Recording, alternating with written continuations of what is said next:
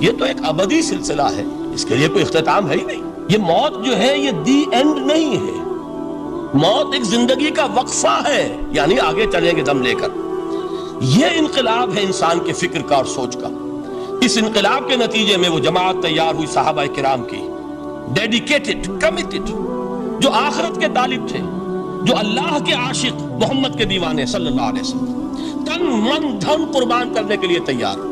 حضور کے چشم ابرو کی جنبش جو ہے وہ ان کے لیے گویا کہ ایک حکم کے درجے میں ہے، جس کی کہ لازماً تعمیل ہوگی، اور انہوں نے اپنی گردنیں کٹوا دی، اپنے گھر اجڑوا دیے، اپنا دنیا کا جو بھی کچھ اثاثہ تھا وہ قربان کر دیا، نشاور کر دیا، تب کہیں جا کر انقلاب آیا۔ اور یہ شخصیتیں جو تیار ہوئیں تو ان کے تیار کرنے میں ذریعہ کیا ہے؟ قرآن۔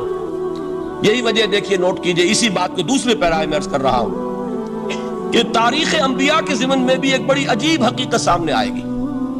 حضرت موسیٰ علیہ السلام کے معجزات دو بہت مشہور ہیں، عصائے موسیٰ اور ید بیضاء۔ ویسے قرآن مجید نے 7 مزید گنوائے ہیں، 9 آیات بینات، 9 بڑے کھلے کھلے معجزے جو فرعون اور آل فرعون کو دکھائے گئے۔ پھر آپ کو معلوم ہے کہ اسی عصا کی ضرب سے سمندر کا پھٹ جانا، اسی عصا کی ضرب سے ایک چٹان سے 12 چشموں کا پھوٹ بہنا، اور پھر یہ کہ من و سلوہ کا نزول ہے اور غمام ہے صحرا کے اندر، جہاں کوئی چیز سائے کے لیے نہیں ہے، ان کے اوپر ابر کا سایہ کیا جا رہا ہے۔ یہ سارے معجزے آپ کو نظر آ رہے ہیں۔ اسی طریقے سے حضرت مسیح علیہ السلام، کیسے کیسے معجزے، مردہ کو کہا قم باذن اللہ اور کھڑا ہو گیا، گارے سے بنایا ایک پرندے کی شکل اور اس میں پھونک ماری اور اڑتا ہوا پرندہ ہو گیا۔ یعنی یہ کہ احیاء موتا اور خلق حیات یہ آخری معجزے ہو سکتے ہیں، اس لیے کہ یہ خالص اللہ تعالیٰ کے افعال ہیں۔ لیکن ذرا اس کانٹیکسٹ میں دیکھیے محمد کا معجزہ کیا ہے صلی اللہ علیہ وسلم۔ قرآن مجید جن لوگوں نے پڑھا ہے اور سمجھ کر پڑھا ہے، ترجموں سے پڑھا ہے، یا ویسے وہ عربی زبان سے واقف ہیں، ان کو معلوم ہے کہ قرآن بار بار کہتا ہے محمد کا معجزہ، یوں تو بے شمار واقعات ہوں گے لیکن اصل معجزہ صرف اور صرف قرآن، اسی کو پیش کیا گیا کہ یہی ہے، آؤ مقابلہ کر لو۔ اصل میں معجزہ کہتے کسے؟ معجزہ کے معنی عاجز کر دینے والی شے۔ یوں تو اولیاء اللہ جو ہیں ہم ان کی کرامات کے قائل ہیں، اللہ تعالیٰ اپنے کسی نیک بندے کے مقام اور مرتبے کے اظہار کے لیے کسی وقت کوئی ایسی چیز ظاہر کر دے جو قانون طبیعی کے خلاف ہو، تو یہ کرامات اولیاء حق ہے۔ اور اس درجے کی جو ظاہر بات ہے کہ جب اولیاء کے لیے کرامات ہے تو انبیاء کے لیے تو بہت ہوں گی۔ اصل معجزہ کسے کہتے ہیں؟ جسے کوئی نبی چیلنج کے ساتھ پیش کرتا ہے کہ یہ ہے میری رسالت کا ثبوت، آؤ مقابلہ کر لو۔ حضرت موسیٰ علیہ السلام کے جو اصل معجزے تھے وہ 2 تھے، ایک عصا جس کا کہ مقابلہ کیا، آپ کو معلوم ہے کہ فرعون نے تمام جو جادوگر تھے پورے مملکت کے انہیں جمع کیا اور مقابلہ کیا۔ تو جس چیز کو کہ پیش کیا جائے چیلنج کے ساتھ کہ آؤ تو مقابلہ کر لو، وہ اصل معجزہ ہوتا ہے اس نبی اور رسول۔ تو حضور صلی اللہ علیہ وسلم کا اصل معجزہ، یعنی معجزات، آپ یہ موالتے میں مبتلا نہ ہو، میں بقیہ معجزات کی نفی نہیں کر رہا، یہ واقعات اپنی جگہ حق ہیں کہ حضور کو پتھر سلام کرتے تھے۔ حضور صلی اللہ علیہ وسلم جس کھجور کے تنے کے ساتھ ٹیک لگا کر خطبہ دیا کرتے تھے، جبکہ ابھی مسجد نبی میں ممبر نہیں بنا تھا، جب تعداد زیادہ ہو گئی مسلمانوں کی اور ضرورت محسوس ہوئی کہ ذرا بلند مقام پر کھڑے ہو کر آپ خطبہ ارشاد فرمائیں، تو پھر وہ ممبر بنا کر رکھا گیا۔ پہلے مرتبہ جب آپ ممبر پر چڑھ رہے تھے خطبہ دینے کے لیے، تو اس کھجور کے سوکھے تنے میں سے ایسی آواز آئی جیسے کوئی بچہ بلک بلک کر رو رہا ہو کہ وہ سعادت جو مجھے حاصل رہی تھی آج تک میں محروم ہو گیا۔ تو یہ انبیاء کا مقام ہے۔ مولانا روم نے اسی لیے کہا ہے کہ فلسفی کو منکر حنانہ است، از حواس انبیاء بیگانہ است۔ فلسفی اور عقلیت پرست انسان وہ تو حنانہ کا انکار کر دے گا، کیسے ممکن ہے سوکھا تنا اور اس کے اندر سے بچے کی طرح بلکنے کی آواز آئے، لیکن یہ اس لیے کہ وہ انبیاء کے خصوصی احوال جو ہے ان کو جانتا نہیں۔ اس قسم کے خرق عادت واقعات حضور کی زندگی میں بھی بے شمار ہوئے، لیکن حضور کا وہ معجزہ جس میں تحدی کے ساتھ چیلنج کے انداز میں کہا گیا کہ آؤ مقابلہ کر لو، وہ صرف اور صرف قرآن ہے۔ چنانچہ آپ سورہ بنی اسرائیل میں دیکھیں گے قُلْ لَئِنِ اجْتَمَعَتِ الْإِنسُ وَالْجِنُّ عَلَىٰ أَن يَأْتُوا بِمِثْلِ هَٰذَا الْقُرْآنِ لَا يَأْتُونَ بِمِثْلِهِ وَلَوْ كَانَ بَعْضُهُمْ لِبَعْضٍ ظَهِيرًا۔ اے نبی چیلنج کر دیجئے، اگر تمام انسان اور تمام جن مل کر یہ چاہیں کہ اس قرآن جیسی کوئی تصنیف کر دیں تو چاہے وہ ایک دوسرے کا کتنی بھی اس میں مدد کریں اور تعاون کریں، وہ ہرگز قرآن جیسی کتاب تصنیف نہیں کر سکتے۔ اس سے آگے بڑھ کر یہ بات کہی گئی، اچھا پورا قرآن نہیں لا سکتے، اس قرآن کی طرح کی 10 صورتیں ہی تصنیف کر لو۔ جب اس کا بھی جواب نہیں دیا گیا تو جسے کہتے ہیں برسبیل تنزل، اور پنجابی میں کہتا ہے کہ برے کو گھر تک پہنچانا، وہ برے کو گھر تک پہنچانے کے لیے فرمایا ایک صورت ہی بنا لاؤ۔ یہ سورہ ہود میں اور سورہ یونس میں یہ مضمون آیا، اور پھر سورہ بقرہ میں ہجرت کے بعد جو پہلی سورت نازل ہوئی اس میں پھر اس کو دہرا دیا گیا، وَإِن كُنتُمْ فِي رَيْبٍ مِّمَّا نَزَّلْنَا عَلَىٰ عَبْدِنَا فَأْتُوا بِسُورَةٍ مِّن مِّثْلِهِ وَادْعُوا شُهَدَاءَكُم مِّن دُونِ اللَّهِ إِن كُنتُمْ صَادِقِينَ کہ اگر تمہیں کوئی شک ہے اس کتاب کے بارے میں جو ہم نے نازل فرمائی ہے، شک کیا ہوگا؟ شک اسی بات میں ہوگا کہ شاید یہ محمد کا اپنا کلام ہے صلی اللہ علیہ وسلم، یا کوئی اور انسان ہے جو انہیں سکھا پڑھا رہا ہے۔ اگر تمہیں اس نوعیت کا کوئی شک ہے تو اس جیسی ایک صورت بنا لاؤ، فاتو بسورۃ من مثلہ، اور نوٹ کیجئے گا سورۃ العصر بھی صورت ہے، سورۃ الکوثر بھی صورت ہے، 3 آیات بھی اگر ایسی تم تصنیف کر کے لے آؤ تب تو تمہیں کچھ شک کرنے کا حق حاصل ہوگا، اور اگر نہیں کر سکتے تو جان لو فَإِن لَمْ تَفْعَلُوا وَلَن تَفْعَلُوا، پھر اگر تم ایسا نہ کر سکو اور ہرگز نہیں کر سکو گے، ذرا چیلنج کا انداز دیکھیے کہ ہرگز نہیں کر سکو گے، فَاتَّقُوا النَّارَ الَّتِي وَقُودُهَا النَّاسُ وَالْحِجَارَةُ، ڈرو اس آگ سے جس کا ایندھن بنیں گے انسان اور پتھر۔ اب اس بات کو سمجھیے کہ تاریخی حقیقت ہے یہ، جس کا کوئی کافر انکار نہیں کر سکتا، کہ وہ کوئی شخص اس چیلنج کو قبول کرنے کی جرات نہیں کر سکا۔ اگر جھوٹ موٹ کو بھی کوئی کھڑا ہو جاتا اور کہتا کہ ٹھیک ہے میں نے یہ ایک صورت بنائی ہے اور میرا دعویٰ یہ ہے کہ یہ قرآن جیسی ہے، تو ایک کنٹروورسی تو پیدا ہو جاتی نا۔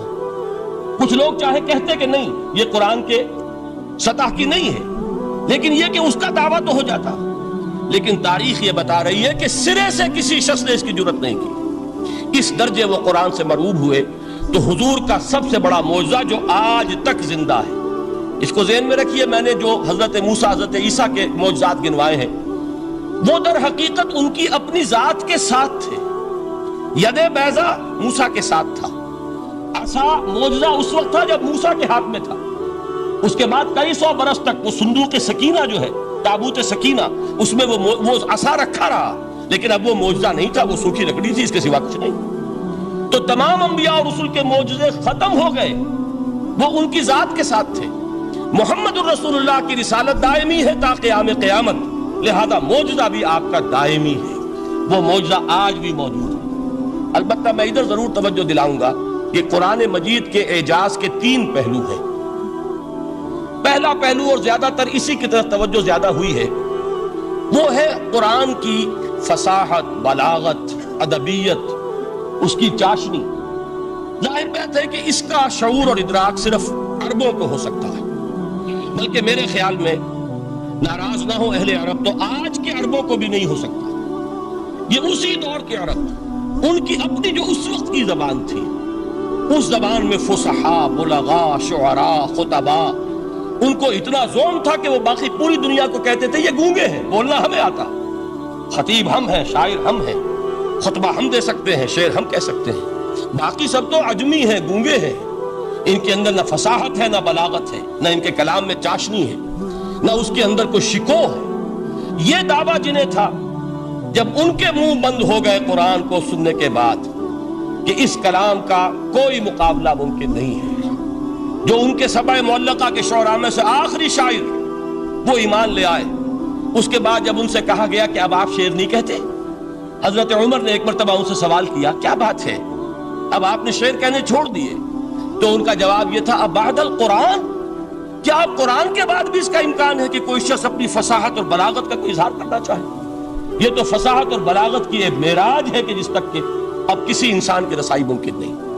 تو فصاحت اور بلاغت جو ہے قرآن کے اور اس کی ادبیت، در حقیقت اس کا ادراک تو ہو سکتا ہے صرف اہل زبان کو۔ ہم لوگ جو ترجموں سے پڑھتے ہیں، چاہے کتنی ہی گرامر پڑھ لیں، کتنی صرف و نحو پڑھ لیں، واقعہ یہ ہے کہ وہ جو ایک ہوتا ہے نفس پر جب انگلی آتی ہے تو جو ایک آپ کو فیل ہوتی ہے، وہ فیل ہم جو عجمی لوگ ہیں جن کی مادری زبان عربی نہیں ہے، وہ قرآن مجید کی فصاحت اور بلاغت کو اس طور سے نہیں سمجھ سکتے جیسے کہ اہل زبان سمجھ سکتے ہیں۔ اور خاص طور پر جیسے کہ اس زمانے کے اہل زبان نے سمجھا۔ آج چونکہ عربی زبان ویسے تو جو اس کی فصیح لینگویج ہے وہ جو کہ تو اپنی اصل پر قائم ہے اور وہ اسی قرآن کے طفیل اور قرآن کے صدقے قائم ہے، ورنہ دنیا میں کوئی دوسری زبان نہیں ہے کہ جو 1500 برس تک اتنی پیور رہ جائے، اس میں تبدیلی آتی ہے۔ خود اردو جو ہے 300 برس کی اردو، دکن کی اردو، ذرا اس کو کبھی پڑھیے تو آپ حیران ہوں گے کہ یہ اردو زبان ہے اور آج کی اردو کوئی اور ہے۔ یہ صرف 200-250 برس کے اندر یہ انقلاب اردو میں ہو چکا ہے۔ عربی زبان 1500 برس سے وہ قائم ہے اپنی اسی جگہ پر، اور وہ صرف قرآن کا اعجاز اور قرآن کا صدقہ ہے۔ لیکن باقی جو اصل میں بولی جانے والی زبانیں ہیں وہ بہت بدل چکی ہیں، لہذا تمام اہل عرب کے لیے بھی اب قرآن کے اس پہلو کو صحیح طور پر سمجھنا ممکن نہیں۔ قرآن کی جو اعجاز کے 2 پہلو ہیں وہ ہے در حقیقت جو میری اور آپ کی توجہ کے خاص طور پر در حقیقت حقدار ہے، اور ہمیں ان کی طرف توجہ کرنی چاہیے۔ بدقسمتی سے اس کی طرف عام طور پر علماء نے توجہ نہیں کی، اس کی صرف ادبیت ہی کا چرچا ہوتا ہے۔ اصل میں قرآن مجید علم انسانی کی معراج، فکر، فلسفہ، حکمت، قرآن کی ابدی حکمت، قرآن کا ابدی فلسفہ، قرآن انسانی مسائل کا جو حل دیتا ہے، قرآن نے سوشل سائنسز میں جس طریقے سے رہنمائی کی ہے، یہ 2 پہلو ہیں اس کے اعجاز کے، جس کی کہ آج ہمیں ضرورت ہے کہ ہم اس کا شعور اور ادراک حاصل کریں۔ اس کے ضمن میں خاص طور پر علامہ اقبال کا نام لینا چاہتا ہوں۔ میرے نزدیک اس دور میں قرآن مجید کے اس اعجاز اور اس کے ایک معجزہ ہونے کے لیے سب سے بڑی دلیل علامہ اقبال کی شخصیت ہے۔ وجہ کیا ہے کہ علامہ اقبال علماء کے طبقے میں سے نہیں تھے۔ ظاہر بات ہے کہ جن کا پورا جو ہے جن کی زندگی گزرتی ہو قال اللہ قال الرسول میں، ان کے دلوں میں عظمت قرآن کی، ان کے دلوں میں حضور کی محبت، یہ تو سمجھیے کہ ہونی ہی چاہیے، ان کے شب و روز اسی میں گزرتے ہیں۔ لیکن یہ کہ ایک ایسا شخص جس کی تعلیم ہے کالجوں کی، یونیورسٹیوں کی، جس نے مشرق اور مغرب کے فلسفے کھنگال ڈالے، وہ شخص، اور وہ بھی اس دور میں جبکہ ہم پر مغرب سے مروبیت بہت شدید تھی۔ آج تو وہ مروبیت بہت کم ہو چکی ہے۔ آج تو ہمارا عام نوجوان جو ہے وہ آنکھوں میں آنکھیں ڈال کر بات کرتا ہے، اس میں خود اعتمادی ہے۔ ہمارا بھی اپنا ایک معاشی نظام ہے، ہمارا اپنا ایک سیاسی نظام ہے، ہمارا ایک اپنا سماجی نظام ہے، ہماری اپنی سوشل ویلیوز ہیں۔ آج کا نوجوان الحمدللہ احیاء اسلام کی وہ جد و جہد جو ہے وہ مرحلہ در مرحلہ بہرحال آگے بڑھ رہی ہے۔ وقت لگے گا، لیکن یہ کہ اس میں یقیناً ترقی ہوئی ہے۔ اسی کا مظہر یہ ہے کہ خود اعتمادی ہے، we have confidence۔ ہم جانتے ہیں کہ اسلام ایک دین ہے، مکمل دین ہے، اس کے پاس زندگی کے تمام مسائل کا حل ہے۔ لیکن یہ ہے آج 1985 کی بات۔ علامہ اقبال اس صدی کے آغاز میں گئے ہیں یورپ، جبکہ ہم محکوم تھے انگریز کے، ایک حاکم قوم کے ہاں جا کر۔ اس سے مروبیت کتنی شدید اس وقت تھی، جو جاتا تھا اکثر و بیشتر جو ہے واپس آتا تھا تو کھڑے ہو کر پیشاب کرنا ضروری سمجھتا تھا، اس لیے کہ اس نے وہاں پر لوگوں کو یہی کرتے دیکھا۔ ان کا لباس، ان کی وضاقتہ، ان کی تہذیب، ان کا تمدن، ہر طرح سے ان کے گن گاتا ہوا، ان کے لیے وہ بہت قصیدے جو ہے تعریف کے کہتا ہوا آتا تھا۔ لیکن ایک علامہ اقبال کی شخصیت وہ ہے کہ وہ یہ خود کہتے ہیں کہ میں اس آگ میں ڈالا گیا ہوں مثل خلیل، مغربی تہذیب کے اس الاؤ میں مجھے اس طرح ڈالا اللہ نے جیسے کہ حضرت ابراہیم کو آگ میں ڈلوایا۔ میں اس تہذیب کے اس الاؤ کے اندر سے ہو کر آ رہا ہوں، اور میں نے یہ دیکھ لیا ہے کہ یہ تہذیب کھوکھلی ہے، اس کے اندر کوئی پائیداری نہیں ہے، نظر کو خیرہ کرتی ہے تب چمک تہذیب حاضر کی، یہ صناعی مگر جھوٹے نگوں کی ریزہ کاری ہے۔ اور دیار مغرب کے رہنے والوں، خدا کی بستی دکان نہیں ہے، کھڑا جسے تم سمجھ رہے ہو وہ اب زرے کا معیار ہوگا۔ تمہاری تہذیب اپنے خنجر سے آپ ہی خودکشی کرے گی، جو شاخ نازک پہ آشیانہ بنے گا لا پائیدار ہوگا۔ اب آپ اندازہ کیجئے وہ شخص جو بنیادی طور پر فلسفی ہے، فلسفے کا طالب علم ہے، وہ جرمنی اور انگلستان میں جا کر فلسفے کھنگالنے کے بعد اسے اگر تسکین حاصل ہوئی، اس کی جو علم کی پیاس تھی اگر اسے سیری حاصل ہوئی تو صرف قرآن کے ذریعے سے۔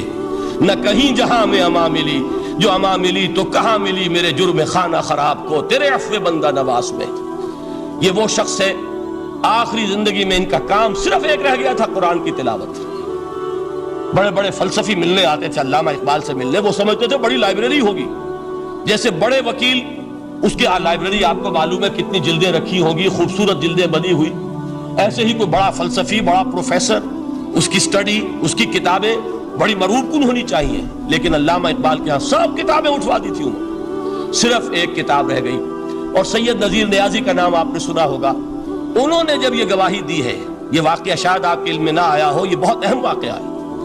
وہ یہ لکھتے ہیں کہ میں نے ایک مرتبہ علامہ سے پوچھا کہ کچھ لوگ اعتراض کرتے ہیں یا یہ خیال ظاہر کرتے ہیں کہ آپ نے اپنا فلسفہ خودی نیٹشے سے لیا ہے، کوئی کہتا فلاں سے لیا ہے، کوئی کہتا فلاں سے لیا ہے، کچھ آپ خود بتا سکیں گے کہ آپ کے فلسفہ خودی کی سورس کیا ہے؟ تو علامہ نے کہا کہ اچھا کل فلاں وقت آ جانا تو میں تمہیں لکھوا دوں گا، ڈکٹیٹ کرا دوں گا. تو سید نذیر نیازی کہتے ہیں کہ میں بہت خوش ہوا کہ یہ سعادت میرے حصے میں آ رہی ہے کہ علامہ اقبال خود مجھے تحریر کرائیں گے کہ میرے فلسفے کی سورس کیا ہے، میں نے کہاں سے اخذ کیا. دوسرے روز وہ گئے، حاضر ہوئے، بڑے ہی ارمانوں کے ساتھ پینسل اور کاپی لے کر بیٹھے. علامہ نے فرمایا ذرا قرآن مجید نکال لاؤ. وہ قرآن مجید لائے، حیران ہوئے، یہ فلسفے کا سورس مجھے ڈکٹیٹ کرانے چلے تھے، یہ قرآن مجید کہہ رہے. کہا کہ ذرا سورۃ الحشر اس کا آخری رکوع، وَلَا تَكُونُوا كَالَّذِينَ نَسُوا اللَّهَ فَأَنسَاهُمْ أَنفُسَهُمْ أُولَٰئِكَ هُمُ الْفَاسِقُونَ. اے لوگوں، ان لوگوں کے مانند نہ ہو جانا جنہوں نے اللہ کو بھلا دیا تو اللہ نے انہیں اپنی خودی سے غافل کر دیا، اپنے آپ سے بیگانہ بنا دیا، یہی ہیں لوگ جو فاسق ہیں. علامہ نے کہا میرے فلسفے کی سورس یہ میں آپ کو بتانا چاہتا ہوں. اس معنی میں کہتا ہوں کہ اس دور میں علامہ اقبال کی شخصیت کو میں اعجاز قرآن کا سب سے بڑا مظہر سمجھتا ہوں. ایک شخص 20ویں صدی عیسوی کی شخصیت، اور پھر یہ کہ وہ کہیں مسجد اور کسی مدرسے کے ماحول میں پلا بڑھا نہیں ہے، بلکہ اسکولوں اور کالجوں میں اور یونیورسٹیوں میں، اور صرف ہندوستان میں نہیں، انگلستان اور جرمنی کی یونیورسٹیوں میں رہا، جس نے اپنا لوہا منوایا ہے. وہ شخص اگر یہ کہتا ہے کہ میرے لیے فکر کی بنیاد، میرے فلسفے کی سورس، میری تمام سوچ کی رہنمائی جو ہے وہ اس کتاب نے کی ہے، تو معلوم ہوا کہ واقعتاً یہ قرآن مجید آج بھی معجزہ ہے. یہ بات تو ہوئی فلسفے اور فکر کے اعتبار سے. دوسرا پہلو جو اپلائیڈ پہلو ہے اس دور کے اعتبار سے وہ اہم تر ہو گیا ہے. انسان کے لیے جو پیچیدہ تمدنی مسائل ہیں، سیاسی مسائل کو کیسے حل کیا جائے، معاشی مسائل کا حل کیسے ہو، سماج میں توازن کیسے ہو، مرد اور عورت کے درمیان توازن کیسے ہو. ہوتا کیا ہے، یا عورت بھیڑ بکری کی طرح کی ملکیت بن جاتی ہے. ہمارے ہاں اردو میں جو اس کا محاورہ ہے کہ جوتی کی نوک، یہ اس کی حیثیت ہو جائے گی، یا دوسری طرف عورت کلوپیٹرا بن کر قوموں کی قسمتوں سے کھیلے گی. دنیا میں یہ دو انتہائیں ہوئی. کہاں نقطہ عدل کہاں ہے، کیسے بیلنس جو ہے اسٹرائک کیا جائے، مردوں کے حقوق اور فرائض اور خواتین کے حقوق اور فرائض، اس میں صحیح ترین ایکویشن ہے کیا. اسی طریقے سے فرد اور اجتماع، فرد اور ریاست، یا تو یہ کہ انسان کی انفرادی آزادی اتنی جا رہی ہے، مادر پدر آزاد، جس کا مظہر یہ ہے کہ آج انگلستان میں 2 مرد بھی میاں اور بیوی کی حیثیت سے رہ سکتے ہیں. قانون تسلیم کرے گا ہسبینڈ اینڈ وائف، ان کو وہی حقوق حاصل ہو. یہ ہے وہ آزادی. اور یا پھر یہ ہے کہ جو روس میں ہے یا دوسرے ممالک میں ہے کہ آزادی بالکل ختم، اور معلوم ہوا کہ ٹوٹلیٹیرین سوسائٹی، مستبدانہ نظام. ان کے درمیان نقطہ عدل کہاں ہے؟ اسی طرح سرمایہ اور محنت، اگر ذرا سا سرمایہ کو چھوٹ ملتی ہے وہ مزدور کا خون چوستا ہے اور اس کا حق اس کو نہیں دیتا. اقبال نے بہت خوبصورت انداز میں کہا ہے کہ خواجہ از خون رگے مزدور سازد لال ناب، از جفائے دہ خدایاں کشت دہ کا نا خراب. انقلاب انقلاب انقلاب. ایک طرف سرمایہ دار ہے جو مزدور کی رگوں میں سے خون نچوڑ کر سرخ شراب کا پیمانہ لے کر بیٹھا ہوا ہے، وہ در حقیقت مزدور کا خون ہے جو پی رہا ہے. ایک طرف وہ زمیندار اور جاگیردار ہے جو کاشتکار کا خون جو ہے چوس رہا ہے. تو یہ انتہا ہے. اور یا یہ ہے کہ اگر ذرا آپ مزدور کو یا اس کارکن کو تھوڑا تحفظ دیجئے تو وہ کام نہیں کرتا. ہمارے ہاں پچھلے دور میں یہی ہوا تھا. میں یہ بربلا کہتا ہوں، آج بھی آپ کے سامنے کہہ رہا ہوں کہ بھٹو نے واقعہ یہ بہت بڑا کارنامہ سر انجام دیا تھا. اس نے مزدور کو ایک سیلف ریسپیکٹ دی تھی، کاشتکار کو اپنی عزت کا احساس دیا تھا کہ میں بھی انسان ہوں، میرے بھی حقوق ہیں. لیکن نتیجہ اس کا نیگیٹو نکلا. مزدور نے کام کرنا چھوڑ دیا، معیشت کی گاڑی ختم ہو گئی. وہ چیز کے جو متوازن ہو، جس میں مزدور کو اس کا حق مل رہا ہو اور پسینہ خشک ہونے سے پہلے اس کی جائز مزدوری اس کو مل گئی ہو، جس میں کہ انسان کسی سرمایہ دار کی رعیت بن کر نہ رہ جائے۔ دوسری طرف یہ کہ سرمایہ کے لیے بھی جو اس کا صحیح ہے کہ اس کو انسینٹیو ملے، وہ میدان میں آئے، اس کے اندر رسک لینے کے جو ہے وہ صلاحیت پیدا ہو۔ ان دونوں چیزوں کو کیسے متوازن کیا جائے؟ واقعہ یہ ہے کہ یہ ہے وہ پیچیدہ مسائل جن کا حل قرآن میں ہے۔ ہماری بدقسمتی کیا ہے کہ ہم نے خود ان چیزوں کے لیے دوسروں کے سامنے جھولی پساری ہوئی، ہم دوسروں سے بھیک مانگ رہے ہیں۔ ہمارا حال کیا ہوا تھا اس صدی کے شروع میں؟ مصطفیٰ کمال پاشا نے جب ترکی میں اسلام کے آئلی قوانین بھی منسوخ کیے، نوٹ کیجئے اس کو، یہ اسی صدی کے وہ صدمے ہیں جو ہم نے اٹھائے ہوئے ہیں۔ اور گاہے گاہے باز خواہی قصہ پاری نہ رہا، تازہ خواہی داشتن گر داغ ہائے سی نہ رہا۔ اس صدی میں کیا نہیں ہوا؟ عربوں کی ریوولٹ ترکوں کے خلاف، ان کے پیٹھ میں جو خنجر گھونپا، اور ایک انگریز، ایک کرنل لارنس کی وہ ساری شرارت، اس کے نتیجے میں ایک عظیم مملکت عثمانیہ، سلطنت عثمانیہ، دی گریٹ آٹومان امپائر، اس کے چیتڑے اڑ گئے۔ اور اس کے بعد وعدے کیے تھے عربوں سے کہ ہم تمہیں حکومت دیں گے۔ ہوا کیا کہ ان کے چھوٹے چھوٹے ٹکڑے کیے اور تقسیم کر لیے۔ مغربی سامراج کا دور شروع ہو گیا۔ اس کا ایک رد عمل مصطفیٰ کمال پر اس درجے شدید ہوا، اس نے ہر چیز جس کا تعلق عربوں سے تھا اس کو ختم کر دیا، ملک بدر کر دیا۔ عربی میں اذان نہیں ہوگی، عربی میں نماز نہیں پڑھی جائے گی، اور اسی کے ضمن میں یہاں تک گیا کہ فیملی لاز بھی رومن لاز جو ہے وہ نافذ کیے۔ تو یورپ کے اخبارات نے اس وقت یہ طنز کیا تھا مسلمانوں پر، یہ مسلمان عجیب قوم ہے، کہتے یہ ہے کہ ہمارے پاس دنیا کا بہترین ضابطہ ہے، بہترین قانون ہے، ہمارے قانون سے بہتر کسی کا قانون نہیں۔ اور حال یہ ہے کہ فیملی لاز کے لیے بھی یہ ہم سے بھیک مانگ رہے ہیں، ہم سے وہ قوانین لے کر اپنے ہاں نافذ کر رہے ہیں۔ آج بدقسمتی سے اکثر و بیشتر مسلمان ممالک کا حال یہی ہے۔ آج ہم ان سے بھیک مانگ رہے ہیں، کہیں جمہوریت کی بھیک ہے، کہیں سوشلزم کی بھیک ہے، کہیں کسی اور سماجی نظام کی بھیک ہے، کہیں مرد اور عورت کی کامل مساوات کا ایک نظریہ ہے، شانہ بشانہ چلنے والا فلسفہ ہے، جو خالص مغرب کی تہذیب کی ایک بھیک ہے جو مانگی جا رہی ہے۔ کاش کہ آج قرآن کے اس اصل اعجاز کی طرف، جو اس کا اصل معجزہ اس دور کے لیے، میں نے عرض کیا کہ اعجاز قرآنی کا وہ معجزہ کہ وہ فصاحت اور بلاغت کی معراج ہے، وہ یا تو اپریشیٹ کر سکتے اہل عرب، اور اہل عرب میں سے بھی حقیقت میں وہ جو قدیم جاہلی شاعری کے جاننے والے ہیں جو بہت کم رہ گئے اب، وہ جان سکتے ہیں کہ جب قرآن نازل ہوا تو کیوں زبانیں گنگ ہو گئی تھیں، کیوں کوئی ایک شخص جھوٹ موٹ کو بھی مدعی بن کر نہیں آ سکا کہ یہ میں نے قرآن کی جیسی ایک کتاب یا قرآن جیسی ایک سورت یا قرآن کی طرح کے چند جملے میں نے موضوع کر دیے ہیں۔ لیکن دوسرا پہلو ہے فکر اور فلسفہ، اس کے اعتبار سے جس کا سب سے بڑا ثبوت اس دور میں علامہ اقبال، اور تیسرا پہلو ہے Islamic social sciences, political science, economics, sociology. اس میں جو کچھ قرآن نے دیا ہے، جو آج بھی انسان کی رہنمائی کے لیے بہترین نظام ہے، اس نظام کو ہم سمجھے، اسے دنیا کے سامنے پیش کریں، تب در حقیقت قرآن مجید کا اعجاز سامنے آئے۔ یہ دو پہلو تو میں نے وہ عرض کیے ہیں کہ جو کسی غیر مسلم کو بھی نظر آئیں گے۔ قرآن کا پریزروڈ ہونا، اس کی انٹیگریٹی، اوتھینٹسٹی، یہ چیزیں وہ ہے کہ جو سب نے مانی۔ قرآن کے ذریعے تاریخ انسانی کا عظیم ترین انقلاب برپا ہونا، یہ وہ بات ہے کہ جو کسی اندھے کو بھی دیکھنی پڑتی ہے۔ اس حقیقت کا اعتراف دشمن کو بھی کرنا پڑتا۔ میں یاد دلا دوں آپ کو، ایچ جی ویلز، آپ نے نام سنا ہوگا، سائنٹیفک فکشن میں اس کا بڑا اونچا مقام ہے، لیکن اس نے تاریخ نسل انسانی پر بھی دو کتابیں لکھی، a short history of the world اور a concise history of the world. Concise history of the world میں وہ شخص حضور کے ذکر پر جب آتا ہے تو میں صرف ذکر کر رہا ہوں، نقل کفر نہ باشد، اس نے حضور کی شخصیت پر بڑے رقیق حملے کیے ہیں، بڑے گھٹیا حملے کیے۔ حضور کی خاص طور پر تعدد ازدواج کا جو معاملہ ہے، یہ کڑوی گولی ان کے حلق سے اتر نہیں سکتی، اس لیے کہ ان کا آئیڈیل ہے حضرت مسیح اور حضرت یحییٰ، جان دی بیپٹسٹ اینڈ جیسس آف نازارت۔ ان دونوں نے ایک شادی بھی نہیں کی، تجرد کی زندگی بسر کی، لہذا ایک شادی بھی ان کے نزدیک گھٹیا فعل ہے۔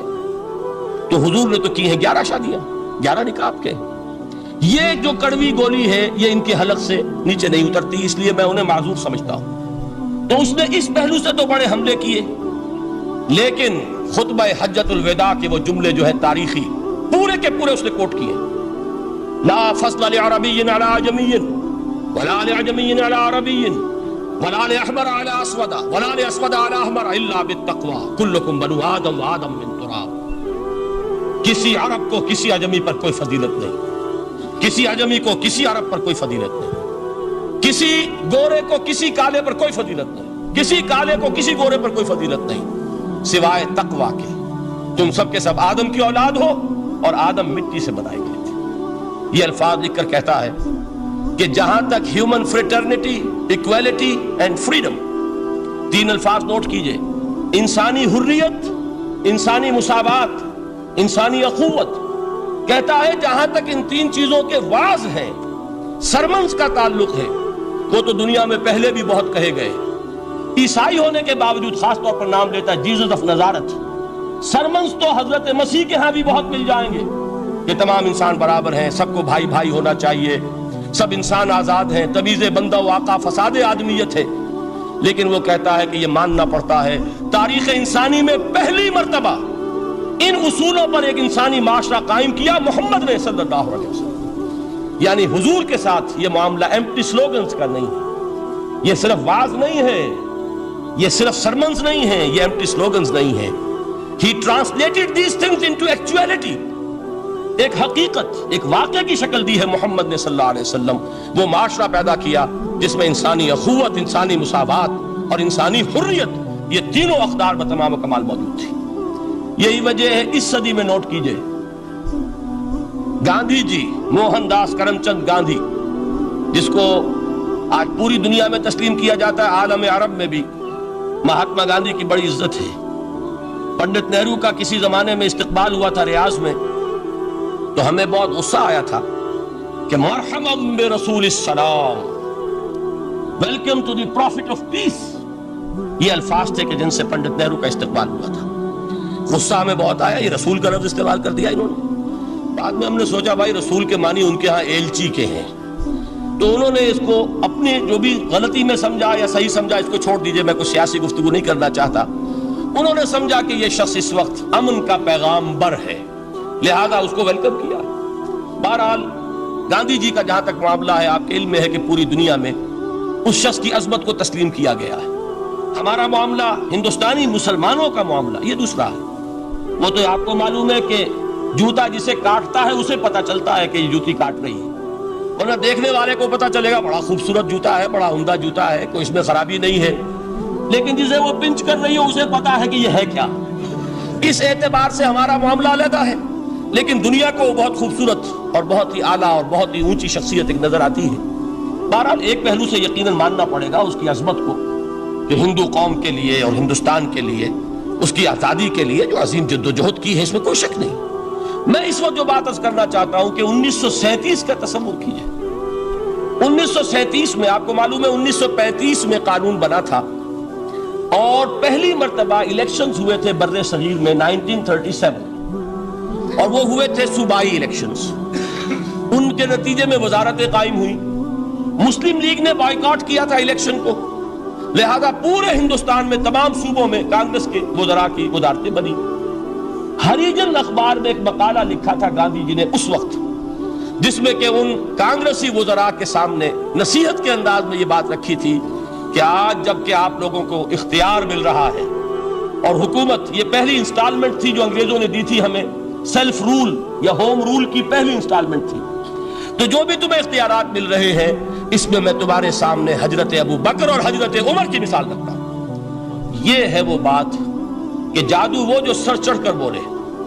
عربی میں کہتے ہیں الفضل ما شہدت بہ الاعداء، اصل فضیلت وہ ہے جس کا کہ دشمن اعتراف کرے۔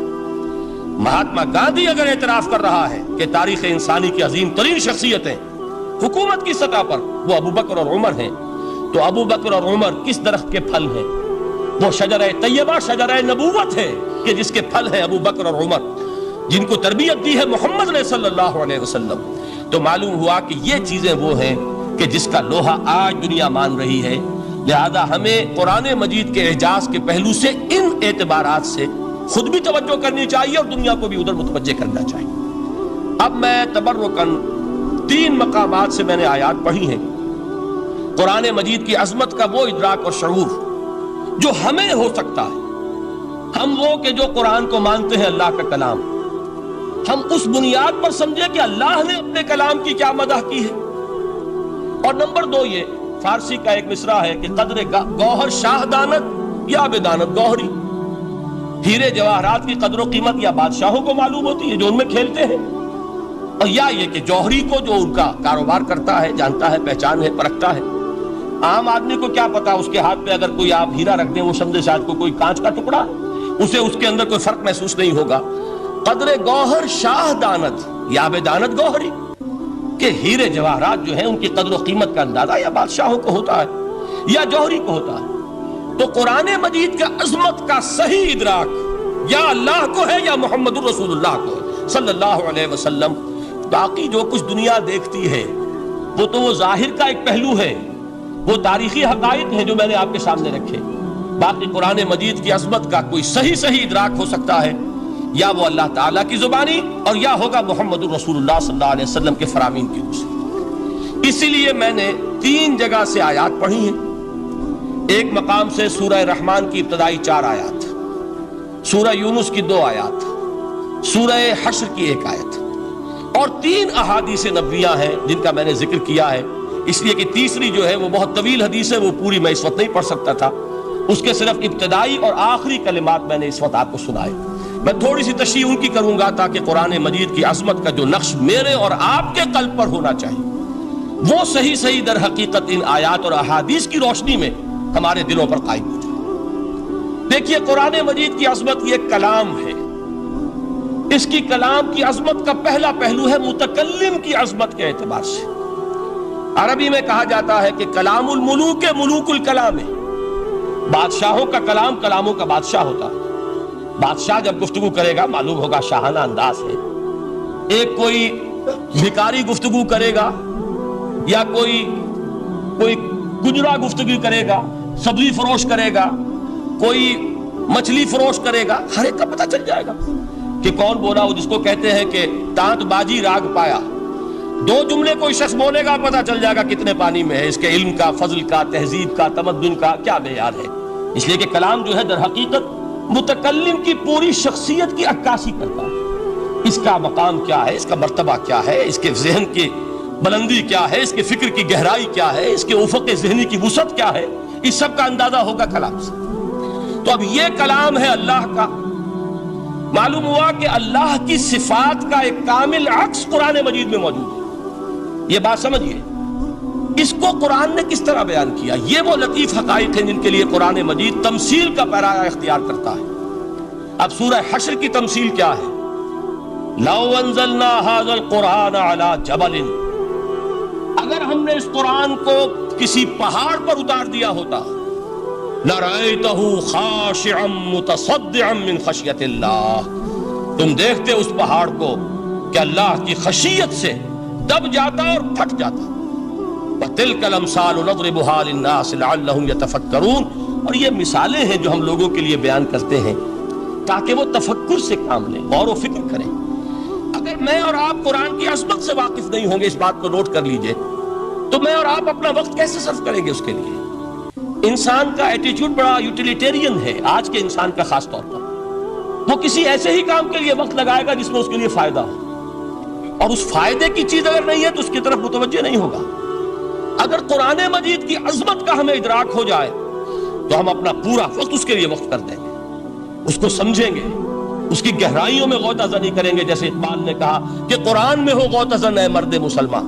لیکن اگر یہ کہ اس کی عظمت کا ادراک نہ ہوا تو بس یہ کہ کبھی اتفاق ہو گیا کہ کھول لیا اور اس کو پڑھ لیا، پڑھ بھی لیا بغیر سمجھے، اور اس کا ثواب کسی اور کو پہنچا دیا، وہ آج حصول ثواب بھی نہیں رہا، ایصال ثواب ہی رہ گیا۔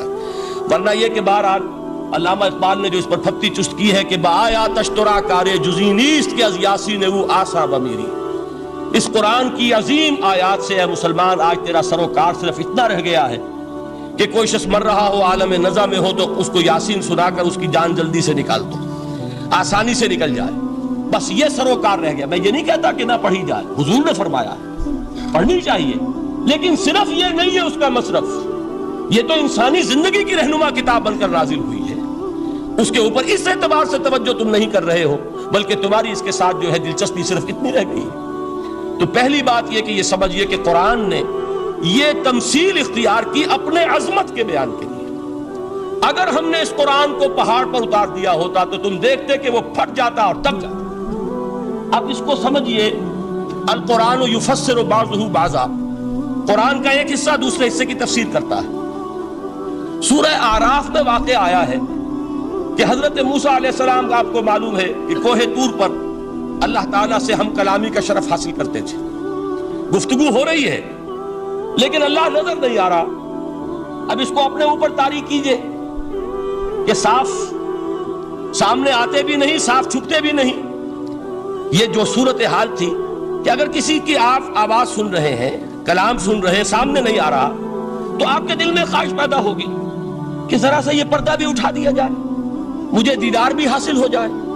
لہذا سورہ اعراف میں ہے جب کئی بار یہ شرف ہم کلامی حاصل ہوا اللہ سے، تو حضرت موسیٰ علیہ السلام نے بڑی ہمت سے کام لیا، بڑی جرت کی، درخواست کر دی، رب ارنی انظر الیک، یہ جو پردہ بیچ میں حائل کیا ہوا ہے پروردگار، تو میرا شوق دیکھ، میرا اشتیاق دیکھ، تو مجھے ذرا دیدار بھی عطا ہو جائے۔ اس پر کیا بات کہی گئی؟ لن ترانی، موسیٰ تم مجھے ہرگز نہیں دیکھ سکتے، تم اس جسد ظاہری کے ساتھ، اس جسد مادی کے ساتھ، ان عنصری آنکھوں سے میرا دیدار نہیں کر سکتے۔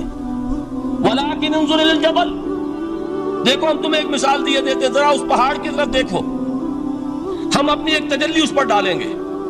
فَإِنِ اسْتَقَرَّ مَكَانَهُ فَسَوْفَ تَرَانِي، اگر وہ پہاڑ ہماری تجلی کو جھیل جائے، تحمل کر لے، تو تم بھی سوچنا کہ شاید ہمیں دیکھ سکو۔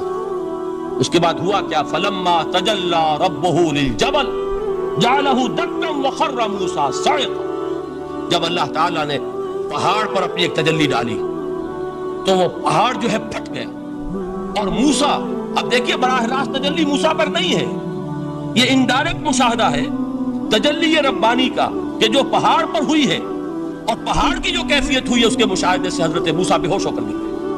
وَصَعِقَ مُوسَىٰ خَرَّ مُوسَىٰ صَعِقًا، یہ ہے وہ مثال جو یہاں دی ہے قرآن کے لیے۔ لَوْ أَنزَلْنَا هَذَا الْقُرْآنَ عَلَىٰ جَبَلٍ لَرَأَيْتَهُ خَاشِعًا مُتَصَدِّعًا مِنْ خَشْيَةِ اللَّهِ۔ نتیجہ کیا نکلا؟ انفر کیجئے، استدلال، استنتاج۔ نتیجہ یہ نکلا کہ جو تاثیر تجلی ذات ربانی کی ہے وہی تاثیر کلام ربانی کی ہے، صرف یہ ہے کہ ہمیں اس کا شعور نہیں، ہمیں اس کا ادراک نہیں۔ یہ بالکل ذات کی تجلی کی جو تاثیر تھی وہی قرآن خود بیان کر رہا ہے کہ اس کلام ربانی کی ہے۔ اس کو بھی علامہ اقبال نے خوب کہا ہے، فاش گویم آنچ در دل مزمرست، صاف کہہ دیتا ہوں جو کچھ میرے دل میں ہے، این کتابیں نیست چیزیں دیگرست، اسے کتاب نہ سمجھ بیٹھنا قرآن کو، یہ کتاب نہیں ہے، کچھ اور ہے۔ کچھ اور کیا ہے؟ مثل حق پنہاؤ ہم پیداستو، زندہ پائندہ گویاستو، یہ تو جیسے اللہ تعالیٰ کی ذات ہے، مثل حق، ذات حق سبحانہ و تعالیٰ کی طرح یہ زندہ ہے، پائندہ ہے۔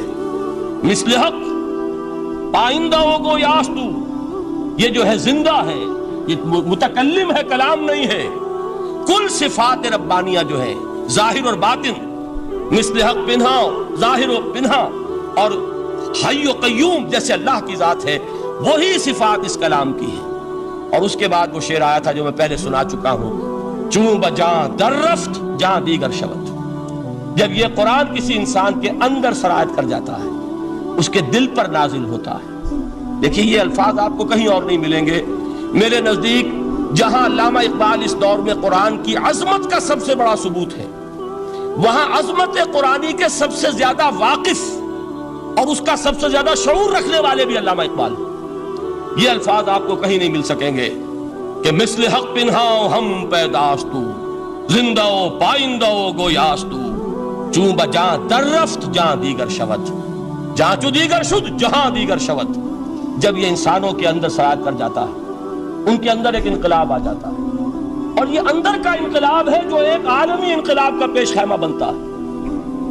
آپ آرڈیننس کے ذریعے سے نمازیں پڑھوائیں گے تو پھر نماز وہی پڑھی جائے گی جو آفس ٹائم میں آئے گی، باقی اور کیوں پڑھیں گے؟ وہ تو آرڈیننس کے ذریعے سے پڑھائی جا رہی ہے نا. اس کا حشر تو وہ ہوگا جو ہمارے ہاں دیکھا جا چکا ہے. اور اس وقت بھی اس زمانے میں نے یہ سنا ایک جگہ کہ کلاس 4 امپلائیز جو ہیں وہ شروع میں جب آرڈیننس نافذ ہوا تھا ہمارے ہاں تو دفتروں میں بڑا اہتمام ہوا، آفیسرز نے خاص طور پر بڑے اہتمام سے ظہر کی نماز پڑھنی شروع کی. لیکن مجھے بتایا گیا کہ کلاس 4 امپلائیز جو ہیں ہمارے، یہ ڈرائیورز ہیں، پیئنز ہیں، یہ کھڑے ہنستے رہتے ہیں، شریک نہیں ہوتے. میں نے ان سے کہا وہ اس لیے کہ انہیں معلوم ہے کہ آپ بھی تو یہی پڑھ رہے ہیں صرف نماز، باقی آپ کے ڈرائیور سے اور آپ کے خانسامہ سے یہ بات چھپی ہوئی نہیں ہے کہ عصر آپ نے بھی نہیں پڑھنی، یہ صرف زور ہے جو آپ پڑھ رہے ہیں. تو یہ اصل میں اندر کا انقلاب جب تک نہ آئے، باہر کا ٹھوسا ہوا انقلاب وہ تو جب پریشر ہٹ جائے گا تبدیلی ختم ہو جائے گا. چوں بجاں در رفت جہاں دیگر شود، اندر انقلاب آئے. جب اندر تبدیلی ہو جائے گی اب انسان کا پورا وجود بدلے گا، پھر اس کے اندر سے تبدیلی جو ہے وہ ابھرے گی، اسے کسی خارجی دباؤ کی ضرورت نہیں ہوگی. جہاں چو دیگر شد جہاں دیگر شود. اور جب انسانی شخصیتوں کے اندر یہ انقلاب اندر سے آتا ہے تو پھر وہ عالمی انقلاب بنتا ہے. جیسے کہ محمد رسول اللہ کا انقلاب.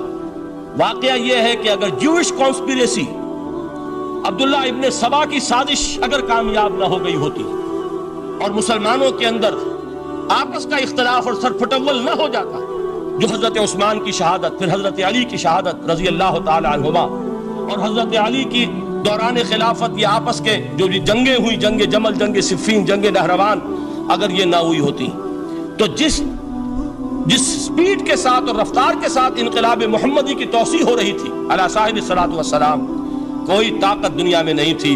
اقبال نے اس کا بھی نقشہ کھینچا ہے کہ تھمتا نہ تھا کسی سے سیل رواں ہمارا. وہ سیل رواں تھا، کوئی روکنے والا نہیں تھا. انٹرنل سیبوٹاج وہ ہے کہ جس نے اس انقلاب کا راستہ روکا ہے.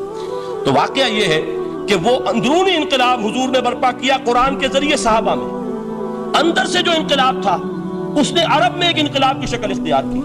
اور یہ انقلاب جو ہے اتنی اپنے اندر قوت رکھتا تھا، اتنی پوٹینشیلٹی تھی اس کی کہ وہ 20 برس کے اندر کہاں آکسس دریائے جیہوں، کہاں اٹلانٹک. تصور تو کی تاریخ میں اس سے پہلے اتنی بڑی کوئی مملکت قائم ہوئی نہیں. کہاں یمن اور کہاں ایشیائے کوچک، ایشیا مائنر، ٹرکی، یہاں سے وہاں اور وہاں سے یہاں، اتنی عظیم مملکت حضرت عثمان رضی اللہ تعالیٰ عنہ کے خلافت میں ہو چکی تھی. یہ بات اگر یہ چلتا معاملہ آگے تو کوئی قوت اب نہیں رہی تھی. سلطنت روما ختم ہو چکی تھی، سلطنت کسرا ختم ہو چکی تھی، پرختے اڑ گئے تھے. اب کون سی طاقت رہ گئی تھی جو سیلاب کا راستہ روکتی؟ یہ وہ یہودی سازش ہے جس نے اندر سے سیبوٹاج کیا. بہرحال یہ ہے انقلاب محمدی کا طریقہ، اندر سے تبدیلی. اسی کو علامہ اقبال نے کہا ہے، تیرے ضمیر پہ جب تک نہ ہو نزول کتاب، گرہ کشا ہے نہ راضی نہ صاحب کشاف. یہ قرآن اب بھی تم ایسے محسوس کرو کہ جیسے تمہارے دل پر نازل ہو رہا ہے. اور مجھے یاد آیا امام ابن قیم رحمۃ اللہ علیہ، ان کا ایک بڑا پیارا جملہ ہے. وہ کہتے ہیں قرآن کے بعض پڑھنے والے ایسے ہیں کہ جب وہ قرآن کو پڑھتے ہیں تو یوں محسوس کرتے ہیں کہ قرآن مصحف میں لکھا ہوا نہیں ہے، ان کے اپنے دل کے اوپر کندہ ہے، دل کے اوپر سے پڑھ رہے ہیں. یعنی اتنی کامل مطابقت وہ محسوس کرتے ہیں، اپنی فطرت، ہیومن نیچر اور قرآن کے اندر اتنی مطابقت ہے. اس طرح وہ ٹیلی کرتے ہیں ایک دوسرے کے ساتھ کہ محسوس ہوتا ہے کہ وہ کتاب ان صفحات میں لکھی ہوئی نہیں ہے بلکہ لوح قلب پر لکھی ہوئی ہے کہ جہاں سے وہ انسان اسے پڑھ رہا. تو پہلی بات تو قرآن مجید کی اس آیت کے حوالے سے اس پہلو سے ہمارے سامنے آئی کہ جو تاثیر ہے ذات ربانی کی تجلی کی، وہی تاثیر ہے اس قرآن مجید کی، بشرطے کہ ہمارے دل جو ہیں وہ کچھ اپنے اندر اس استعداد اور صلاحیت کو پیدا کر لیں. دوسرا مقام ہے سورہ یونس کا. اب کسی کلام کی عظمت کا دوسرا پہلو ہو سکتا ہے اس کی افادیت کے اعتبار سے، اس سے فائدہ کیا ہوگا نوع انسانی کے لیے. دیکھیے 2 آیات، یہ عظیم خزانے ہیں عظمت قرآن کے. سورہ یونس میں یا ایھا الناس، اے لوگو، قد جاءتکم موعظۃ من ربکم وشفاء لما فی الصدور وہدی ورحمۃ للمؤمنین. 4 الفاظ نوٹ کر لیجیے. اے لوگو، آ گئی ہے تمہارے پاس وہ چیز تمہارے رب کی طرف سے جو موعظہ ہے. موعظہ کسے کہتے ہیں؟ نصیحت. اس بات کو ذرا سمجھ لیجیے ترتیب کیا ہے. نصیحت اسے کہتے ہیں. جی رہا نہیں جا رہا، میں نے اس کی ترتیب بدلی ہوئی ہے. مجھے یاد دلایا ایک صاحب نے کہ سورہ رحمان کی ابتدائی آیات کا بیان تو رہ گیا، وہ رہا نہیں. میں نے پڑھا کسی اور ترتیب سے تھا، بیان کسی اور ترتیب سے کر رہا ہوں. پڑھنے میں 4 2 اور 1، اور اب جو میں بیان کر رہا ہوں پہلے 1 آیت سورہ حشر کی جو بیان کی، اب 2 آیات ہیں سورہ یونس کی. لوگوں تمہارے پاس آ گئی ہے تمہارے رب کی طرف سے موعظت، اور تمہارے سینوں کے اندر جو روگ ہیں ان کے لیے علاج. توجہ کیجئے گا، ہم نے قرآن کو کیا سمجھا ہے؟ صرف ایک مقدس کتاب، ایک حصول ثواب یا ایصال ثواب کا آلہ. قرآن ہے کیا؟ نمبر 1 موعظہ. موعظہ کسے کہتے ہیں؟ وعظ اسے کہتے ہیں وہ بات جس سے دل نرم ہو جائے، دل کے اندر گداز پیدا کرنے والی شے. وجہ کیا ہے؟ اعلیٰ سے اعلیٰ حکیمانہ بات کسی سے کہی جائے، دل سخت ہے اثر نہیں ہوگا. ایک کرسٹ آ جاتا ہے انسان کے دل کے اوپر، جیسے کہ یہود کے علماء کے بارے میں فرمایا گیا ثم قست قلوبکم فہی کالحجارۃ او اشد قسوہ وان من الحجارۃ لما يتفجر منه الانہار وان منها لما يهبط من خشیۃ اللہ وان منها لما يشقق فيخرج منه الماء. اے لوگوں پھر تمہارے دل سخت ہوتے چلے گئے، پھر وہ پتھروں کے مانند سخت ہو گئے، بلکہ ان سے بھی زیادہ سخت. اس لیے کہ پتھروں میں تو وہ بھی ہوتے ہیں کہ جو اللہ کے خوف سے گر جاتے ہیں، پتھروں میں وہ بھی ہوتے ہیں کہ جو اللہ کی خشیت سے پھٹ جاتے ہیں، ان میں سے پانی بہ نکلتا ہے. پتھر تو اس طرح کے ہیں، لیکن انسان کا دل جب سخت ہو جائے، جب پتھر بن جائے، تو کوئی شے دنیا کی اس کی سختی کا مقابلہ نہیں کر سکتی. پہلے اس سختی کو نرم کریں گے. جیسے زمین ہے چٹیل زمین، اس زمین کے اندر ہل چلے گا تو بارش جو ہے فائدہ دے گی. اس کو آپ زمین کو نرم کرتے ہیں تاکہ وہ بارش کو جذب کرے، ورنہ چٹیل زمین ہے سخت، وہ پانی بہ جائے گا اور وہ زمین کے اندر جذب نہیں ہوگا. تو پہلا لفظ استعمال کیا موعظہ. یہ قرآن واعظ ہے، نصیحت ہے، دلوں کو نرم کرتا ہے. دلوں پر جو کرسٹ آ گیا ہے سخت، اسے توڑتا ہے، اس میں ہل چلاتا ہے. پھر کیا کرتا ہے؟ پھر جب یہ جذب ہوتا ہے، شفاء لما فی الصدور، جو سینے کے روگ ہیں ان کے لیے شفا ہے. اب آپ غور کیجئے گا، علامہ اقبال نے انہی 2 اعتبارات سے مسلمانوں کا مرثیہ کہا ہے کہ مسلمانوں نے اس قرآن کو نہ موعظہ کے لیے استعمال کیا اور نہ تزکیہ نفس کے لیے استعمال کیا، بلکہ اس کو تو صرف بنا لیا ہے وہ جان آسانی سے نکالنے کا نسخہ یا ایصال ثواب کا آلہ. چنانچہ کہتے ہیں واعظ کے لیے واعظ دستاں زن و افسانہ بند. واعظ جو ہے ہمارے داستانے کہتے ہیں، افسانے کہتے ہیں، قصے کہتے ہیں، لطیفے کہتے ہیں. معنی او پست و حرف او بلند، اس کے بیان میں معنی تو ہوتے ہیں بہت ہی گھٹیا، نیچے کے پست. الفاظ کا شکو ہوتا ہے، الفاظ بہت اونچے ہوتے ہیں. از خطیب و دیلمی گفتارے او با ضعیف و شاذ و مرسل کارے او. سارا واعظ و نصیحت جو ہو رہا ہے وہ ضعیف حدیثوں کے ذریعے سے، ضعیف روایات بخاری کی ہو، مسلم کی ہو، ترمذی کی ہو، ابن ماجہ کی ہو. کہاں خطیب بغدادی اور دیلمی، وہ کتابیں کہ جن کی کوئی سند نہیں ہے، وہاں کی روایات کے ذریعے سے لوگوں کو تذکیر کرنے کی کوشش کر رہے ہیں. با ضعیف و شاذ و مرسل کارے ہو، ضعیف روایات، شاذ روایات، مرسل روایات جن کا سلسلہ روایت محمد الرسول اللہ تک متصل نہیں ہے، اس کے ذریعے سے کر رہے ہیں. حالانکہ موعظہ، سب سے بڑا موعظہ یہ قرآن تھا. قرآن کہتا ہے خود فذکر بالقرآن من یخاف وعید. اے محمد صلی اللہ علیہ وسلم، آپ اس قرآن کے ذریعے نصیحت کیجئے. یہ قرآن ہے جو دلوں کی سختی کو ختم کرے گا، گداز پیدا کرے گا. دوسری طرف علامہ اقبال کیا کہتے ہیں کہ جہاں تک ہمارے ہاں جو بھی تصوف کے معروف حلقے ہیں، صوفیاء حق کی بات نہیں کہہ رہا، وہاں قوالی ہو رہی ہوگی تو حال آ جائے گا. صوفی پشمینہ پوشے حال مست، از شراب نغمہ قوال مست. قوال سے جو کچھ مل رہا ہے، حال آ رہا ہے، مستی آ رہی ہے، کیف اور سرور حاصل ہو گیا ہے. صوفی پشمینہ پوشے حال مست، از شراب نغمہ قوال مست.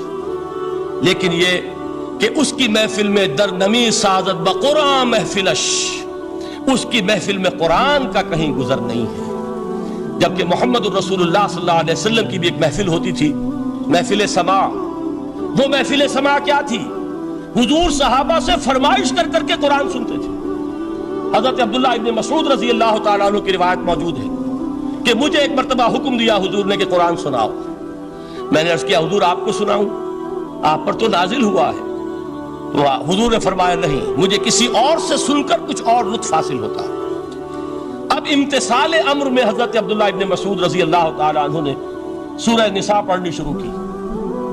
41ویں آیت پر پہنچے. چشم تصور سے دیکھیے کہ حضور بھی تشریف فرما ہے, صحابہ کرام کی محفل ہے, اور صحابہ کیسے بیٹھا کرتے تھے ادب کے ساتھ.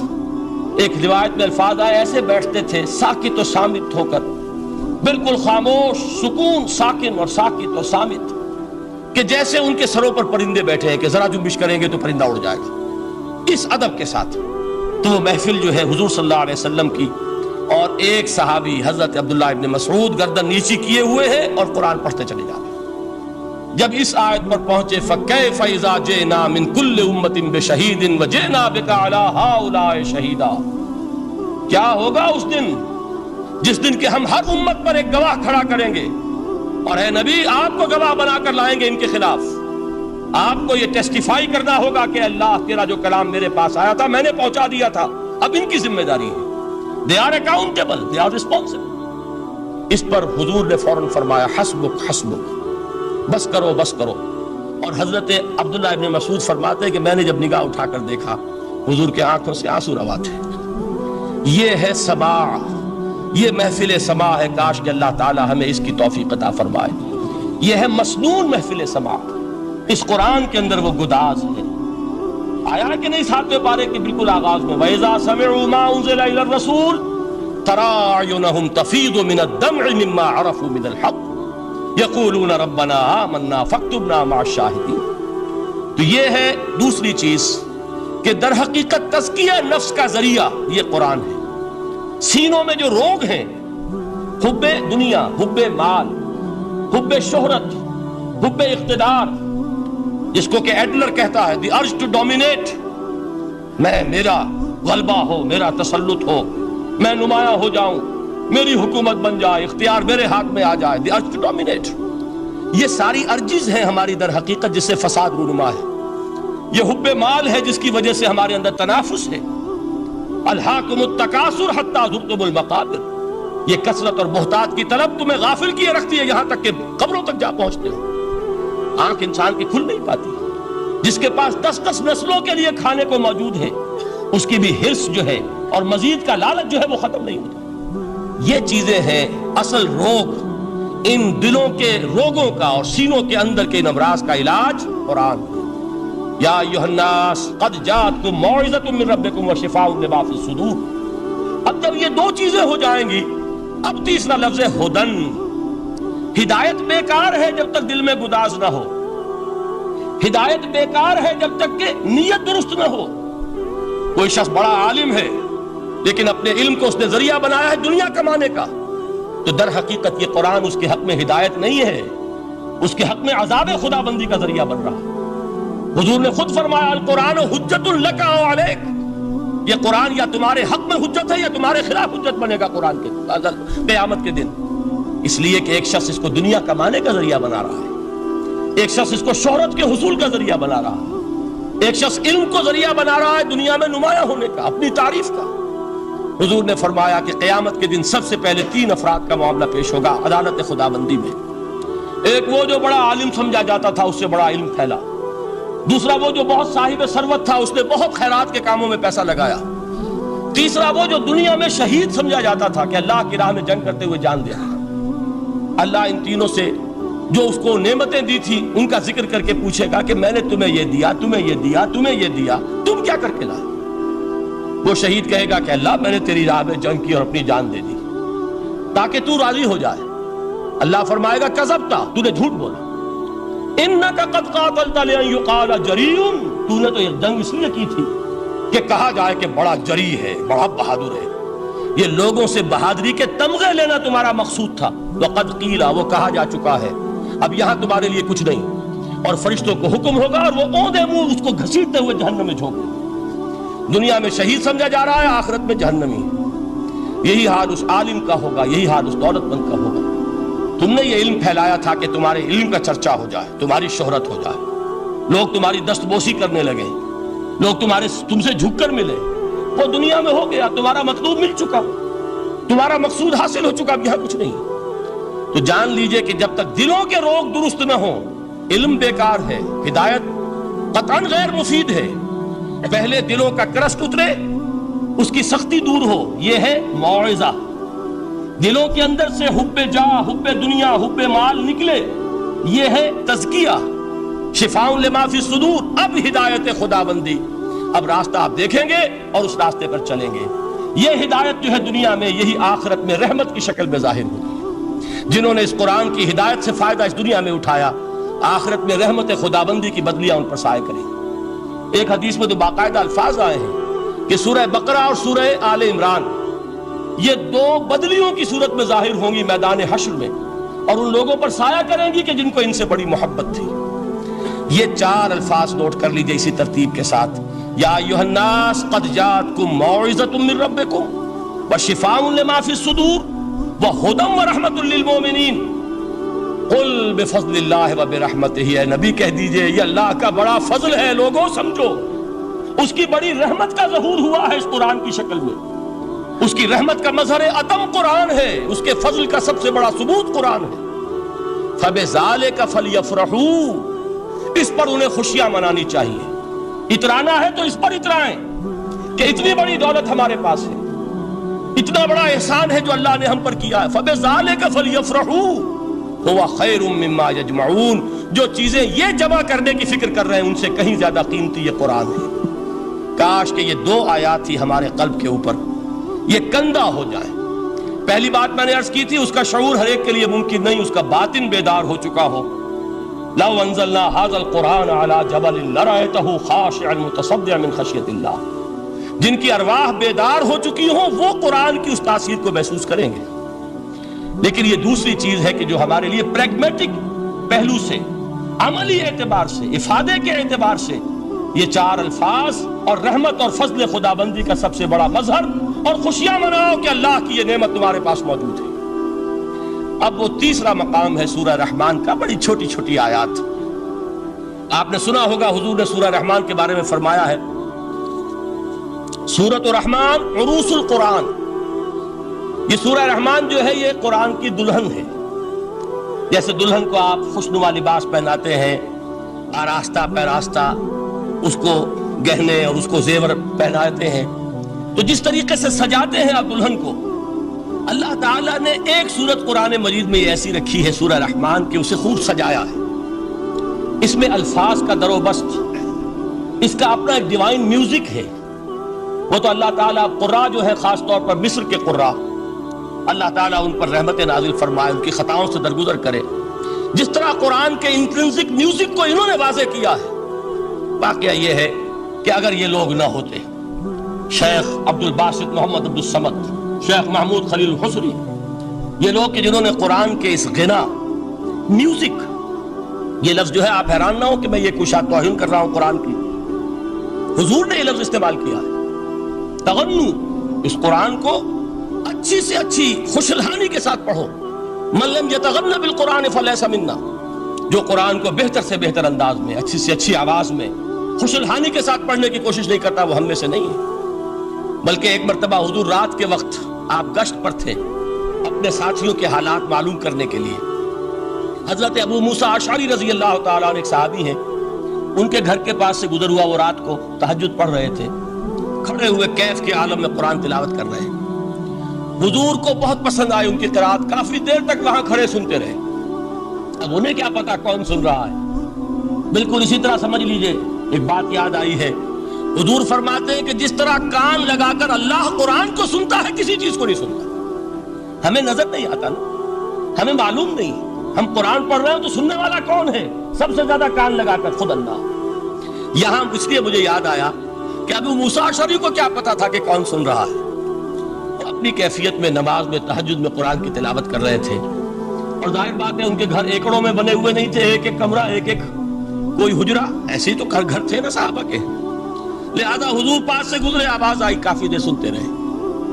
اس کے بعد آپ تشریف لے گئے، صبح فجر میں ملاقات ہوئی تو حضور نے تحسین کے انداز میں فرمایا، یا ابا موسیٰ انک قد اوتیت مزمارا من مزامیر آل داؤد، اے ابو موسیٰ تمہیں تو آل داؤد کے سازوں میں سے ایک ساز اللہ نے عطا فرما دیا ہے۔ جس طرح حضرت داؤد لہن داؤدی مشہور ہے کہ جب وہ پچھلے پہر رات کو حمد کے ترانے الاپتے تھے، قرآن میں ہے کہ پرندے شامل ہو جاتے تھے ساتھ، اور پہاڑ وجد میں آتے تھے، پہاڑ بھی ان کے ساتھ شریک ہوتے تھے۔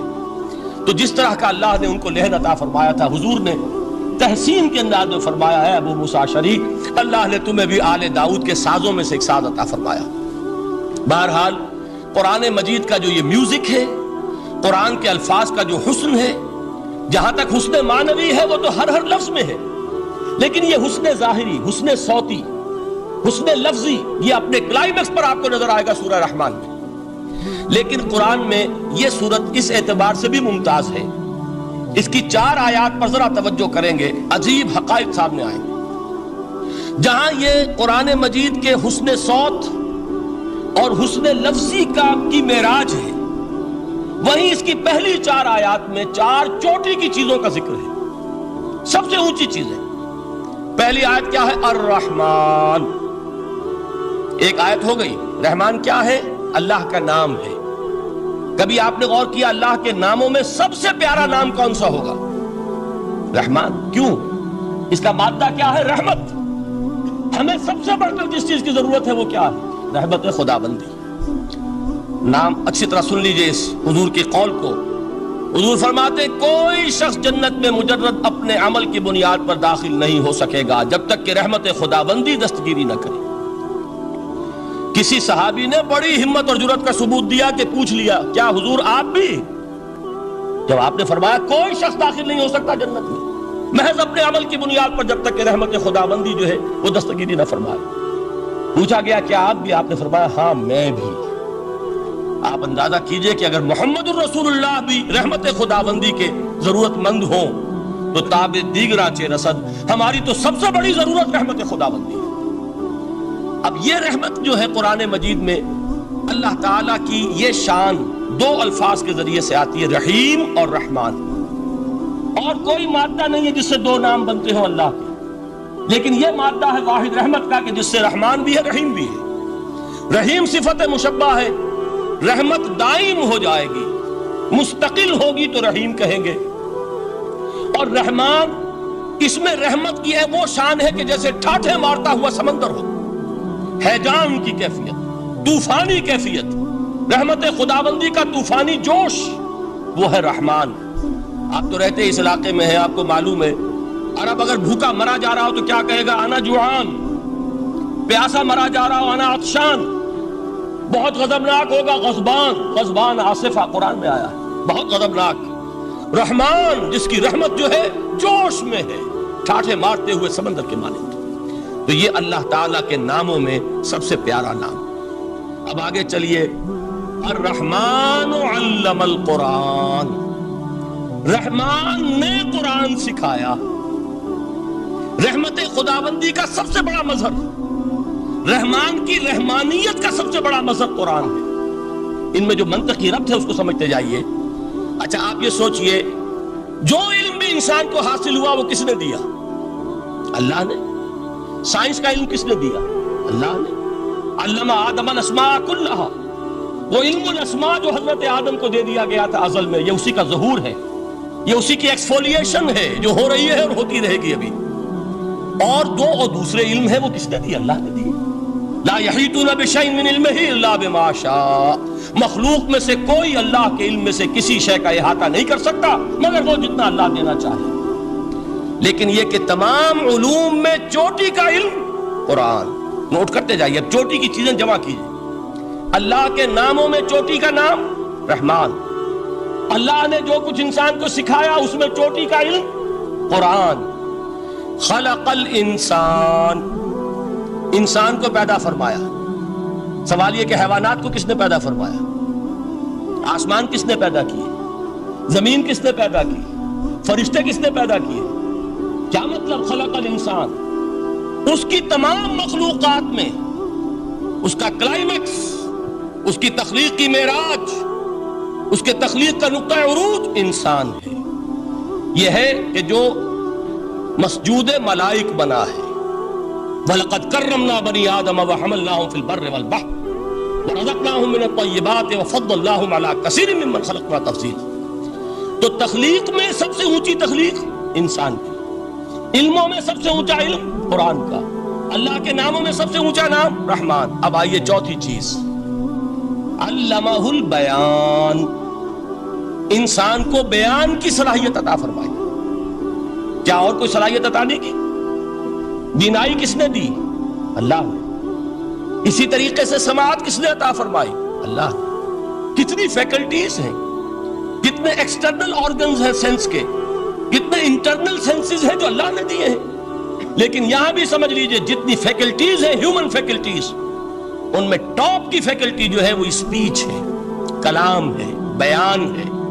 جن لوگوں نے میڈیکل سائنس کا مطالعہ کیا ہے وہ جانتے ہیں کہ یہ برین ہے، ہیومن برین، اس برین میں جو وہ اوپر ایک زرد سا مادہ ہوتا ہے، گرے میٹر، اس کی ایک کوٹنگ ہوتی ہے، یہ ہائیسٹ ایوالوڈ فارم ہے، اور اس میں سب سے بڑا رقبہ جو ہے وہ اسپیچ سینٹر کہلاتا ہے۔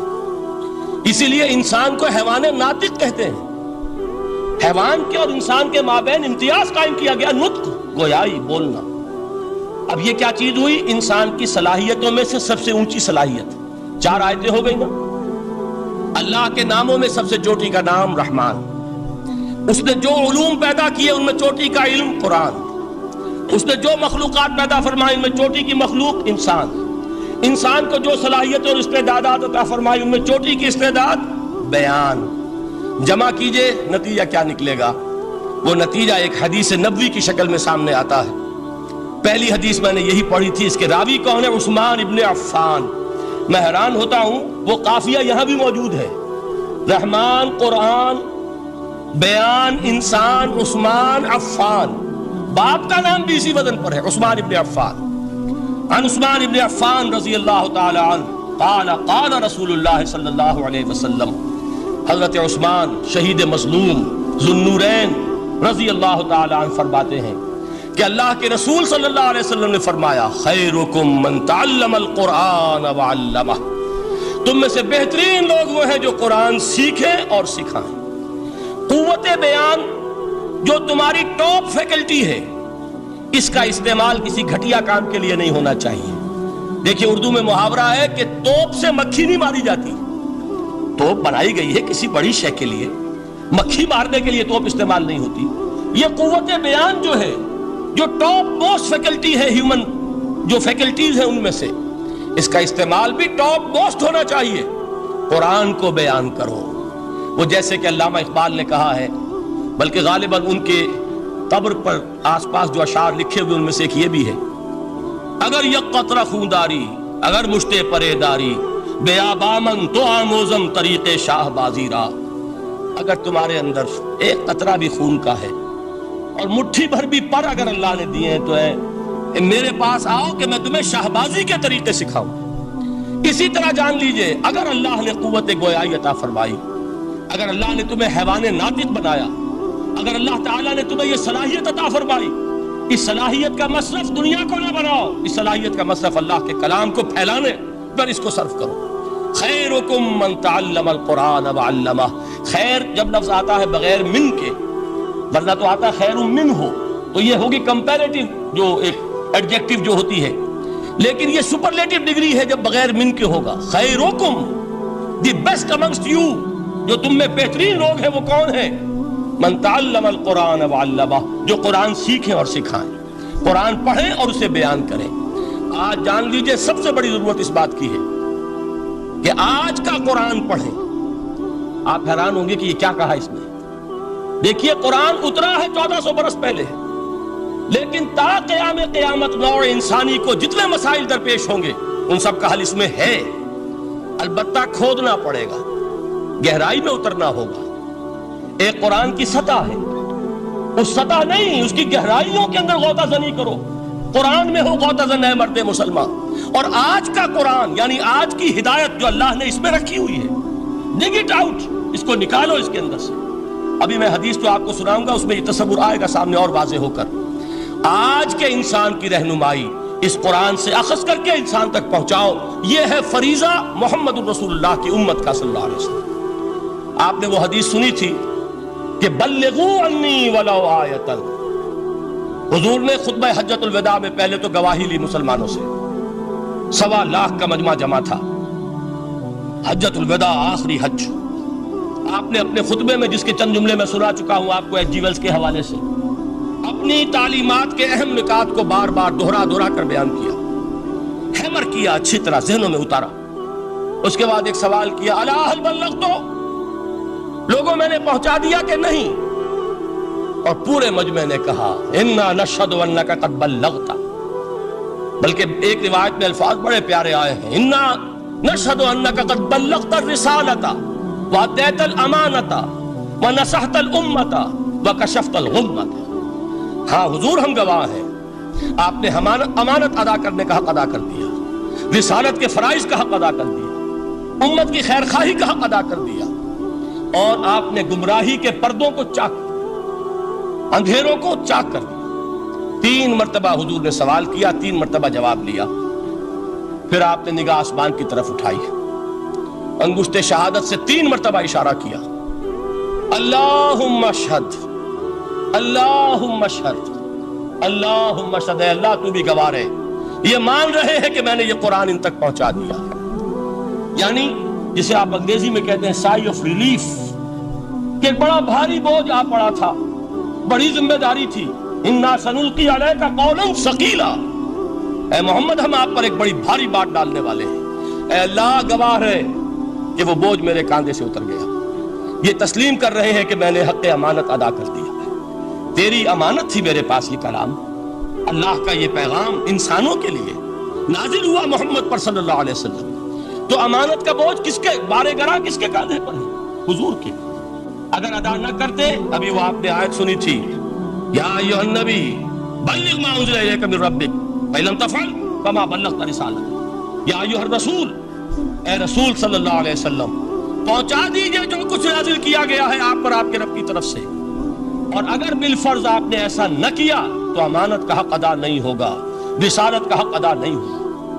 حضور نے پہنچا کر، گواہی لے کر، جیسے کہ ایک اطمینان کا سانس لیا، اللہم اشہد، اللہ تو بھی گواہ رہے۔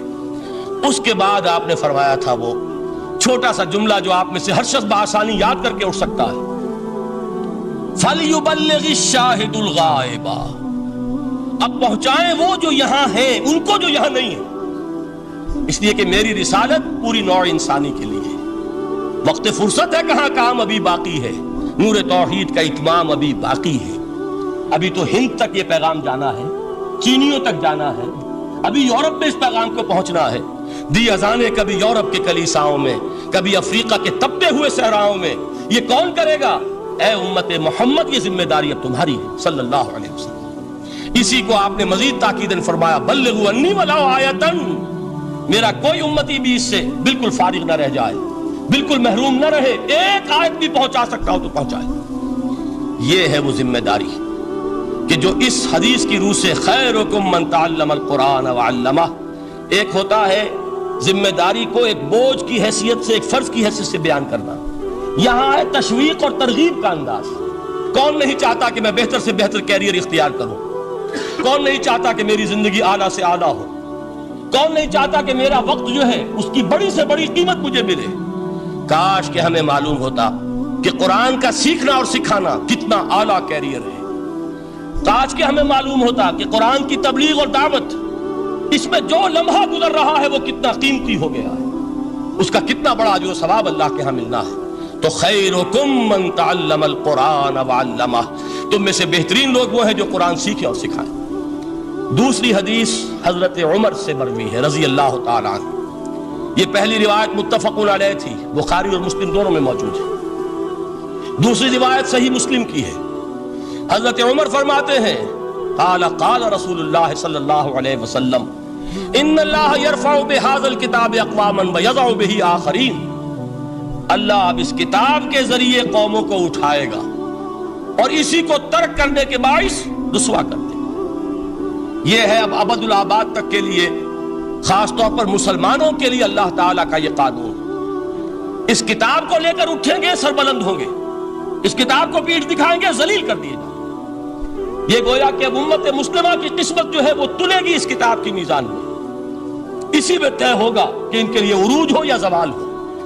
اسی کو وہ جواب شکوہ میں علامہ اقبال نے سادہ ترین الفاظ میں کہا تھا، وہ زمانے میں معزز تھے مسلمان ہو کر، اور تم خار ہوئے تاریک قرآن ہو کر۔ فارسی میں اسی کو مفہوم کو جو ادا کیا ہے جس خوبصورتی سے، اس کا تو جواب نہیں ہے کہ اے مسلمان، خار از مہجوری قرآن شدی، تم جو ذلیل و خوار ہو گئے ہو دنیا میں۔ ایک سوال شاعر نے کبھی کیا تھا نا، بڑا پیارا سوال تھا، ہے آج کیوں ذلیل کے کل تک نہ تھی پسند، گستاخی فرشتہ ہماری جناب۔ بڑا پیارا سوال ہے، جواب علامہ اقبال دے رہے ہیں، خار از مہجوری قرآن شدی، قرآن سے لا تعلق ہونے کی بنیاد پر تم ذلیل و رسوا ہوئے۔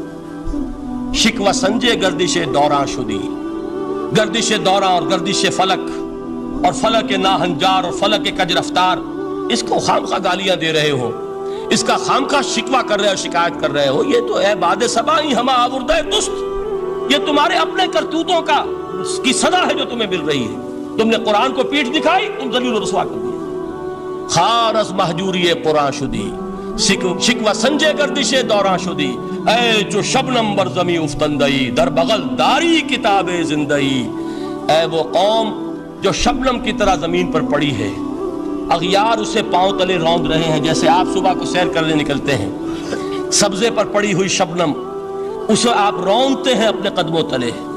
اے امت محمد، آج تو دنیا کی قوموں کے سامنے اسی طرح پابال ہے، سرنگوں ہے، لیکن ہوش میں آ کہ تیری بغل میں وہ کتاب زندہ موجود ہے، وہ کتاب زندہ جس نے کہ دنیا میں یہی جزیرہ نما عرب، وحشی لوگوں کا مسکن، نہ یہاں علم، نہ یہاں تمدن، نہ یہاں تہذیب، نہ یہاں تنظیم، کوئی ڈسپلن نہیں، کوئی حکومت نہیں، کوئی تہذیب نہیں، کچھ نہیں، تاریکیاں ہی تاریکیاں۔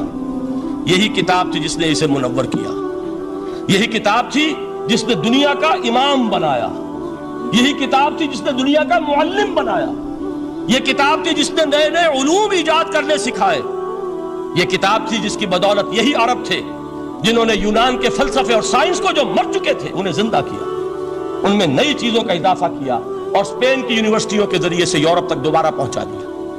یہ وہ کتاب ہے، در بغل داری کتاب زندگی۔ اقبال نے کیسے کیسے شکوے کہے ہیں، اسی قرآن میں ہے اب تر کے جہاں کی تعلیم، جس نے مومن کو بنایا مہو پرویں کا امیر۔ اس قرآن کو لے کر مسلمان نکلا ہے، ایک ہاتھ میں قرآن، ایک میں تلوار۔ برا نہ مانیے، قرآن تلوار کا نام بھی آپ اپولوجیٹک انداز میں نہ لیا کریں۔ انقلاب کی تکمیل تلوار سے ہوتی ہے، انقلاب کی تمہید کسی کتاب سے ہوتی ہے، اچھی طرح جان لیجیے۔ کبھی انقلاب صرف کتاب سے نہیں آیا، کتاب سے ذہن بدلتے ہیں، کتاب سے فکر بدلتی ہے، کتاب سے سوچ بدلتی ہے، کتاب سے ایک جماعت تیار ہوتی ہے، ایک قوت تیار ہوتی ہے۔ وہ 313 جو میدان بدر میں تھے وہ قرآن کا اعجاز کا ظہور تھے، لیکن ان کے ہاتھوں میں تلوار آئی ہے۔ ہم اسے ڈینائی نہیں کریں گے کہ در حقیقت انقلاب محمدی کی تکمیل میں یقیناً تلوار کا حصہ، لیکن یہ تلوار ہاتھ میں لینے والے آتے کہاں سے اگر قرآن کے ذریعے سے محمد الرسول اللہ نے وہ جماعت تیار نہ کی ہوتی؟ وہ کام کیا ہے، یتلو علیہم آیاتہ ویزکیہم ویعلمہم الکتاب والحکمہ، وہ سارا عمل قرآن کے گرد گھوم رہا جس سے وہ جماعت تیار ہوئی۔ اور پھر اقبال نے اس کو بھی 2 جملوں کے اندر ادا کر دیا، ایک شعر کے 2 مصرے، با نشہ درویشی در ساز و دمادم زن، جو پختہ شوی خدرا بر سلطنت جم زن۔ پہلے ہے وہ نشہ درویشی، وہ فقر، وہ صحابہ کرام کے وہ راتوں کو اللہ کے سامنے کھڑے رہنا، وہ تزکیہ نفس، وہ موعظہ قرآنی، وہ تزکیہ جو قرآن کے ذریعے سے ہو رہا تھا 13 برس تک ہوا۔ اب جب ایک جماعت تیار ہو گئی، ایک قوت وجود میں آئی، تو اب اس قوت کو محمد رسول اللہ نے باطل کے نظام پر دے مارا، ٹکرایا۔ بانشہ درویشی در ساز و دمادم زن، چوں پختہ شوی خدرا بر سلطنت جم زن۔ تبھی وہ انقلاب آیا، جاء الحق وزہق الباطل ان الباطل کان زہوقا۔ تو اللہ تعالیٰ اس کتاب کو اب میزان بنا چکے ہیں، وبالحق انزلناہ وبالحق نزل، یہ قرآن حق کے ساتھ نازل ہوا ہے، فیصلہ کن کتاب ہے۔ انہ لقول فصل وما هو بالہزل، یہ قول فصل ہے، ہزل نہیں ہے، کسی شاعر کی شاعری نہیں ہے کہ آپ نے تحسین کی تو کیا اور نہ کی تو کیا. یہ کتاب وہ ہے کہ اگر مانو گے تو مہو پرویں کا امیر بنو گے، اور اگر اس کو پیٹھ دکھائے رکھو گے جیسے دکھائی تم نے تو ذلیل کر دیے جاؤ گے، رسوا کر دیے جاؤ گے، جیسے کہ آج کم سے کم 300 برس سے پوری دنیا میں مسلمان ذلیل اور خوار ہیں. خار از محجوری قرآن شدی، شکوہ سنجے گردش دوران شدی، اے چو شبنم بر زمین افتندئی، در بغل داری کتاب زندئی، ان اللہ یرفع بہذا الکتاب اقواما ویضع بہ آخرین. رواہ مسلم. آخری حدیث جس پر کہ میں اپنی گفتگو ختم کر دوں گا یہ حضرت علی سے ہے رضی اللہ تعالی عنہ.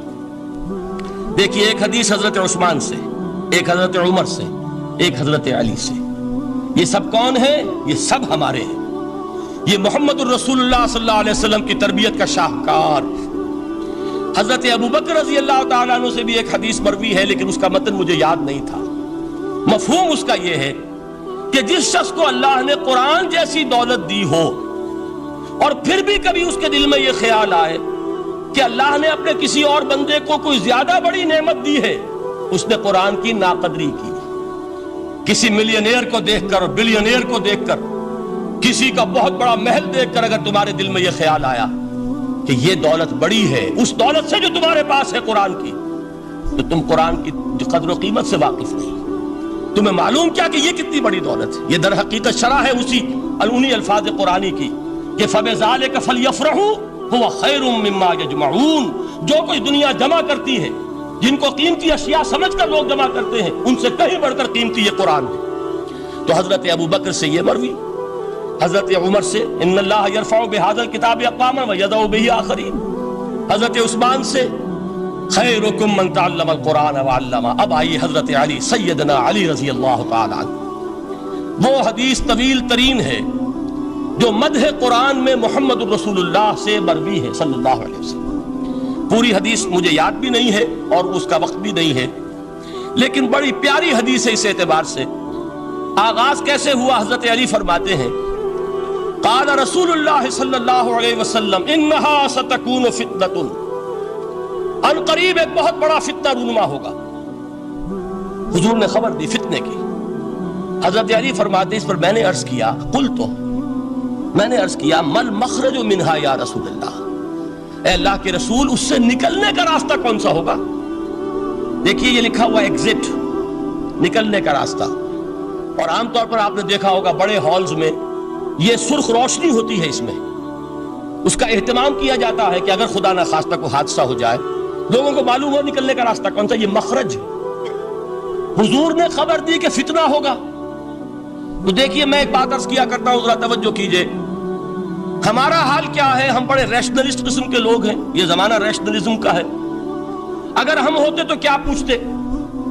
وہ فتنہ کیا ہوگا، کیوں ہوگا، کہاں سے آئے گا؟ ہمارے سوال یہ ہوتے کب آئے گا، کیوں، کہاں، کب، کیسے. ان سب کی حیثیت علمی سوالات کی ہے. بھائی کب آئے گا ایک علم ہے، کیسے آئے گا علم ہے، کہاں سے آئے گا علم ہے، لیکن اصل جو عملی اعتبار سے اہمیت والی شے ہے بچاؤ کا راستہ کون سا ہوگا محمد الرسول اللہ، یہ بتائیے ہم. مل مخرج منہا یا رسول. حضرت علی نے یہ نہیں پوچھا فتنہ کیا ہوگا، کہاں سے آئے گا حضور، کیوں آ جائے گا، کب آ جائے گا، نہیں. مل مخرج منہا یا رسول اللہ، اے اللہ کے رسول یہ بتائیے کہ جب وہ فتنہ رونما ہوگا تو نکلنے کا راستہ کون سا. اس کا جواب ہے ارشاد فرمایا محمد رسول اللہ نے کتاب اللہ، اللہ کی کتاب ہے وہ مخرج. یہ کتاب ہے کہ جس کو تھامو گے تو فتنوں سے محفوظ رہو گے. اس کے بعد آپ فرماتے ہیں فیہ نبأ ما قبلکم وخبر ما بعدکم وحکم ما بینکم. اس میں تم سے پہلوں کی بھی خبریں موجود ہیں، عاد اور سمود اور قوم نوح اور قوم ہود اور قوم لوط اور قوم صالح اور آل فرعون. یہ کون ہے؟ من قبلکم، تم سے پہلے. وفیہ خبر ما بعدکم، جو کچھ تمہارے بعد ہونے والا ہے اس کی خبریں بھی موجود ہیں. لیکن وہ کیسے ہوں گی؟ وہ بٹوین دی لائنز ہوں گی، وہ بین السطور ہوں گی. ان کے لیے انسان کو، آپ کو معلوم ہے ایک عبارت میں سطور ہوتی ہے اور ایک درمیان میں ہوتا ہے، ان کے کچھ لکھا ہوا نہیں ہوتا. You have to read between the lines.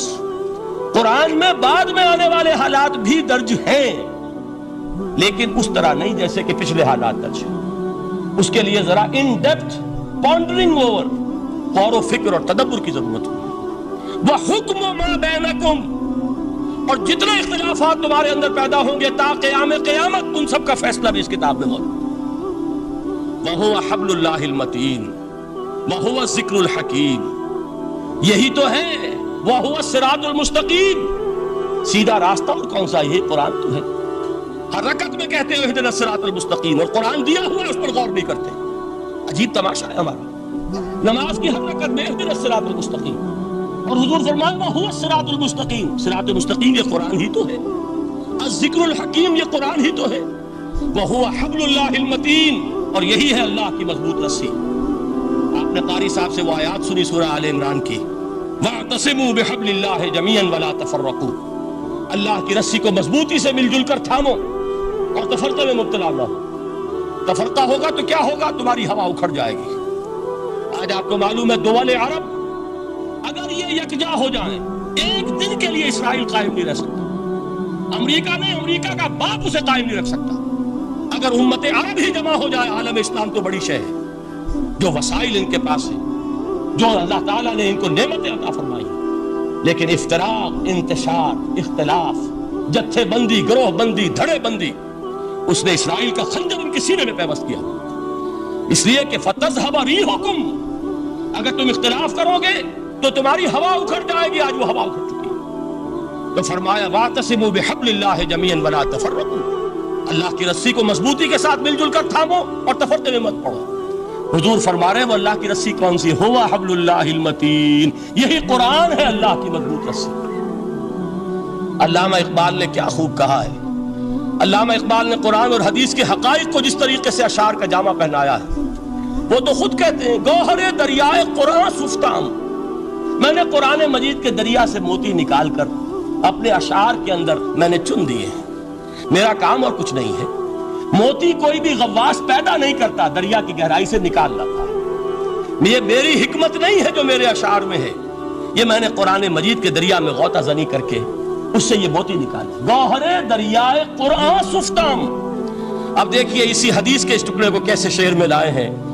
از یک آئینی مسلمان زندہ است، پے کرے ملت سے قرآن زندہ ہست۔ مسلمان کی زندگی تو ایک آئین کے بدولت ہے، یہ آئین قرآن، جو کہا تھا کبھی قائد اعظم مرحوم نے جب پوچھا گیا تھا کہ آپ کے پاکستان کا دستور کیا ہوگا، کیا فرمایا تھا یاد کیجئے کہ ہمیں کسی نئے دستور کی ضرورت نہیں، ہمارا دستور 1400 برس پہلے طے ہو چکا ہے۔ یہ ہماری بدقسمتی ہے جو کچھ کہا تھا قائد اعظم نے کہ God has given us a golden opportunity to prove our worth as architects of a new state and let it not be said that we didn't prove equal to the task۔ میں معذرت کے ساتھ عرض کروں گا حضرت کہ واقعہ یہ ہے کہ ہم اس کے equal to the task ثابت نہیں ہوئے۔ قائد اعظم کا دیا ہوا پاکستان آج دنیا میں موجود نہیں ہے، اس کا ایک حصہ اپنے نام سے دستبردار ہو کر بنگلہ دیش بن چکا ہے، اس نے اپنی تاریخ کو خیر بات کہہ دیا۔ حالانکہ مسلم لیگ کی جنم بھومی ڈھاکہ ہے، 1906 میں ڈھاکہ میں مسلم لیگ نے جنم لیا تھا، اور اگر وہ صرف ہم سے علیحدہ ہوتا یا گہرا صدمہ ہوتا، لیکن یہ کہ اس نے جب نام بدلا ہے، در حقیقت اس نے اپنے تاریخ سے، اپنے پس منظر سے استعفیٰ دیا۔ یہ ہمارا دوہرا ہمارے لیے صدمے کی بات ہے۔ کیا 2 یمن موجود نہیں ہے؟ ان میں سے کوئی ایک بھی اپنا نام چھوڑنے کو تیار ہوگا؟ کیا 2 جرمنی دنیا میں موجود نہیں ہے؟ کوئی ایک بھی ان میں سے اپنا نام چھوڑے گا؟ کیا 2 کوریا نہیں ہے؟ 2 ویتنام نہیں ہے؟ تو کیا 2 پاکستان نہیں ہو سکتے تھے؟ ہو سکتے تھے۔ میں یہ کہا کرتا ہوں کہ یہ گہرا صدمہ ہے علیحدگی، اور دوہرا صدمہ ہے، اور اس سے کہیں زیادہ بڑا کہ انہوں نے اپنا نام بدل دیا، اپنی آئیڈینٹی چینج کر دی، انہوں نے وہ نام اپنے ماتھے سے اتار کر خلیج بنگال میں دبو دیا۔ یہ بہت بڑی سزا ہے جو ہمیں ملی ہے۔ کیوں ملی ہے؟ کہ ہم نے 25 برس تک اس جس کو کہا تھا کہ وہ ہمارا آئین ہے، اس کو آئین نہیں بنایا۔ ہم نے دنیا کے سامنے جھولیاں پساری، ہم نے طرح طرح کے نظاموں کو آزمایا، لیکن اس قرآن کی طرف پیش قدمی نہیں کی۔ اللہ تعالیٰ ڈھیل دیتا ہے لیکن سزا بھی بہت سخت ہوتی ہے۔ ان بطش ربک لشدید، وہ ہم پر کوڑا برسا ہے۔ تاریخ انسانی کی عظیم ترین شکستوں میں سے ایک شکست ہے کہ جو ہمارے ماتھے پر کلنک کے ٹیکے کی طرح موجود ہے۔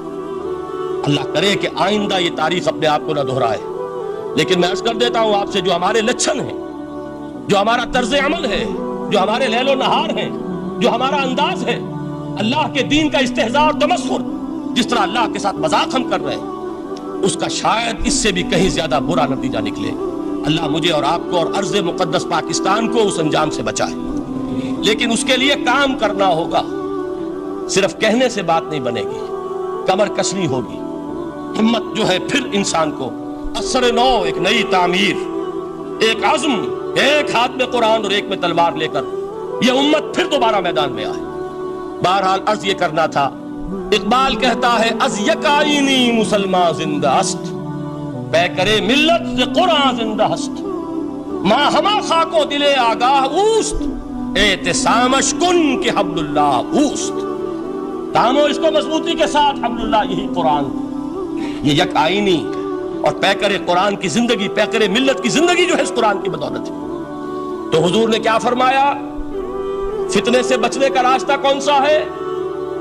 کتاب اللہ فیہ نبأ ما قبلکم وخبر ما بعدکم وحکم ما بینکم وہو الصراط المستقیم وہو حبل اللہ المتین وہو الذکر الحکیم.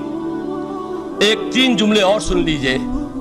هو الذی لا یشبع منہ العلماء ولا یخلق عن کثرت الرد. یہ قرآن وہ شے ہے جس سے اہل علم کبھی سیر نہ ہو سکیں گے. ولا تنقضی عجائبہ, اس کے عجائب کبھی ختم نہیں ہوں گے. یہ ہیروں کی وہ کان نہیں ہے کہ جو کبھی خالی ہو جائے کہ سارے ہیرے نکل چکے, اب مزید ہیرے نہیں ہیں. نہیں, علم اور حکمت کے ہیرے اور ہدایت اور حکمت کے موتی اس میں سے ابدالآباد تک نکلتے رہیں گے. ضرورت صرف کھودنے کی ہے. میں نے وہ لفظ استعمال کیا تھا. آج کا قرآن کھودنا ہوگا. آج کی ہدایت اس قرآن سے نکالنی ہوگی. قرآن جب نازل ہوا آن دی سرفیس بالکل ظاہر وہ تھی اس کی ہدایت جو اس دور کے لیے ضروری تھی. ہمیشہ کی ہدایت اس کے اندر رکھ دی گئی ہے, اس میں مضمر ہے, اس میں چھپی ہوئی ہے. اس کے لیے تدبر کی ضرورت ہے. کتاب انزلناہ الیک مبارک لیدبروا آیاتہ ولیتذکر اولو الالباب. لوگ تدبر کریں, اس کی گہرائیوں کے اندر غوطہ زنی کریں. لا تنقضی عجائبہ, اس کے عجائب کبھی ختم نہیں ہوں گے. ولا یشبع منہ العلماء, اہل علم کبھی اس سے سیر نہیں ہوں گے. آپ کو سخت بھوک لگی ہوتی ہے اور کھانا کھانے کے تھوڑی دیر کے بعد اب آپ کا ہاتھ رک جاتا ہے, سیر ہو گئے. بہترین کھانا ہے لیکن نہیں کھا سکتے. اگر عام حالات میں وہ آتا تو کبھی نہ چھوڑتے, لیکن اب وہ آپ کا میزبان کہہ رہا کچھ اور لیجیے, تناول فرمائیے ذرا یہ دے. بھائی نہیں, میں اب بھر چکا. یہ آپ کہتے ہیں کہ نہیں؟ حضور فرمائے یہ قرآن وہ شے نہیں ہے جس سے اہل علم کبھی سیر ہو سکے. ان کی پیاس بڑھتی چلی جائے گی, ان کے اندر quest of knowledge, search for wisdom بڑھتی چلی جائے. کبھی بھی انسان یہ محسوس نہیں کرے گا کہ مجھے جو لینا تھا میں لے چکا, بلکہ یہ کہ جیسے جیسے قدم آگے بڑھیں گے تہذیب کے, تمدن کے, علم کے, اتنے ہی قرآن جو ہے وہ آگے بڑھتا چلا جائے گا ہر دور کی رہنمائی کے لیے. لا تنقضی عجائبہ ولا یخلق عن کثرت الرد, بار بار کے پڑھنے سے اس پر بوسیدگی طاری نہیں ہوگی. دنیا کی اور کتابیں ہیں, 1 دفعہ پڑھ لیں گے, 2 دفعہ پڑھ لیں گے, 3 دفعہ پڑھ لیں گے, 4 دفعہ پڑھ لیں گے, پھر جی نہیں چاہے گا. لیکن یہ کتاب وہ ہے, امام شافعی کا میں واقعہ آپ کو سناتا ہوں. وہ یہ کہتے ہیں کہ ایک مرتبہ میرے ذہن میں یہ سوال آ گیا کہ اجماع کے لیے بھی قرآن مجید میں کوئی سند ہے, دلیل ہے؟ سب مانتے ہیں کہ اجماع جو ہے سورس ہے قرآن کے اسلامی قانون کی, جس پر کہ امت کا اجماع ہو جائے. تو کہتے ہیں میں نے 300 مرتبہ قرآن پڑھا اول سے آخر تک صرف اس دلیل کی تلاش میں. 300 مرتبہ مجھے نہیں ملی. 301ویں مرتبہ جب پڑھ رہا تھا مجھے روشنی مل گئی. وہ یبتغی غیر سبیل المومنین کے جو الفاظ آئے ہیں, نولہ ما تولی ونصلہ جہنم, جو کوئی شخص مسلمانوں کے راستے کو چھوڑ کر کوئی اور راستہ اختیار کرے گا ہم اسے اسی کے حوالے کر دیں گے اور جہنم میں پہنچا دیں گے. معلوم ہوا مسلمانوں کا جس پر اجماع ہو جائے اس کو بھی ایک سند حاصل ہے. یہ مسلمانوں کا مجمع علیہ ایک راستہ ہے, اس کو بھی ایک سند اور دلیل کی حیثیت حاصل ہے. اب آخری الفاظ جو میں نے پڑھ کر سنائے تھے شروع میں, 4 الفاظ ہیں چوٹی کے, وہ تو اللہ کرے کہ آپ یاد کریں. اس حدیث کا اختتام, ویسے حدیث بہت طویل ہے, قرآن مجید کی عظمت کا بیان محمد الرسول اللہ کی زبانی صلی اللہ علیہ وسلم, قدر گوہر شہادانت یا بدانت گوہری. میں نے قرآن کے 3 مقامات سے 7 آیتیں سنائی اور حضور صلی اللہ علیہ وسلم کی چند احادیث سنا رہا ہوں. آخری الفاظ کیا ہیں؟ من قال بہ صدق جس نے اس قرآن کی بنیاد پر کوئی بات کہی اس نے سچ کہا. ومن حکم بہ عدل، جس نے اس قرآن کی بنیاد پر کوئی فیصلہ کیا اس نے عدل کیا. ومن عمل بہ اجر، اور جس نے اس پر عمل کیا اس کا اجر محفوظ. اور آخری ٹکڑا ومن دعا الیہ ہدی الی صراط مستقیم، جو اس کی طرف بلائے گا، اس قرآن کی طرف، کسی اور کو ہدایت ہو نہ ہو اس کی ہدایت گارنٹیڈ ہے. ہدی الی صراط مستقیم، یہ ماضی مجہول وہ ہے جو کوئی شے ہو چکی، جو اس قرآن کی طرف لوگوں کو بلائے گا اسے تو ہدایت نصیب ہو گئی صراط مستقیم کی طرف. اللہ تعالیٰ مجھے اور آپ کو اس بات کی توفیق دے، اس قرآن مجید کی عظمت کا انکشاف ہو ہم پر کسی ادنا سے ادنا درجے میں، اس درجے میں تو ہو جائے کہ پھر کسی اور چیز کے پڑھنے میں لذت محسوس نہ ہو. اگر یہ بھی نہیں ہے، اگر ڈائجسٹ پڑھنے میں زیادہ دلچسپی ہے اور شکاریات پڑھنے میں زیادہ دل لگتا ہے، اور اگر بھوت پریت کی کہانیاں، یہ بھی عجیب ہے انسان کا معاملہ، اچھے اچھے عقلاء اور اچھے اچھے بالغ لوگ وہ بھی اس قسم کی اوکلٹ چیزیں پڑھتے ہیں، تو معلوم ہوا کہ قرآن مجید سے شناسہ نہیں، قرآن سے تعارف نہیں ہوا، اس کے جمال و جلال سے کوئی حصہ نہیں ملا. اگر یہ ہو جائے کم سے کم، جیسے کہ کہا تھا انہوں نے، وہ جو سبع معلقہ کے شاعر ہیں آخری، اب بعد القرآن، کیا قرآن کے بعد بھی گنجائش ہے کہ اب میں شعر کہوں؟ اگر یہ حیثیت ہماری ہو جائے کہ قرآن کے پڑھنے کے بعد اب کسی اور شے کے پڑھنے میں لطف محسوس نہ ہو، جو چیز پڑھیں قرآن کو سمجھنے کے لیے پڑھیں، قرآن کے سمجھنے کے لیے. ظاہر بات ہے، میں ایک مثال دیا کرتا ہوں کہ آپ سمندر کے کنارے کھڑے ہیں، آپ سے تو بہت قریب ہے سمندر، لیکن آپ پانی لینا چاہتے ہیں تو اتنا ہی لیں گے جتنی بالٹی آپ کے پاس ہے. سمندر میں پانی کی کمی نہیں ہے، لیکن آپ کی بالٹی. پھول کھلے ہیں گلشن گلشن، لیکن اپنا اپنا دامن. گلشن میں پھول کی کمی نہیں ہے، میری جھولی چھوٹی ہے، کیا کروں؟ تو اگر آپ کا ظرف ذہنی چھوٹا ہے تو قرآن سے کتنا کچھ اس میں اڈیل لیں گے. ظرف ذہنی وسیع ہونا چاہیے، آپ کے ذہن کے اندر وسعت ہو، اور یہ وسعت ذہن جو ہے یہ پیدا ہوتی ہے دوسرے علوم سے.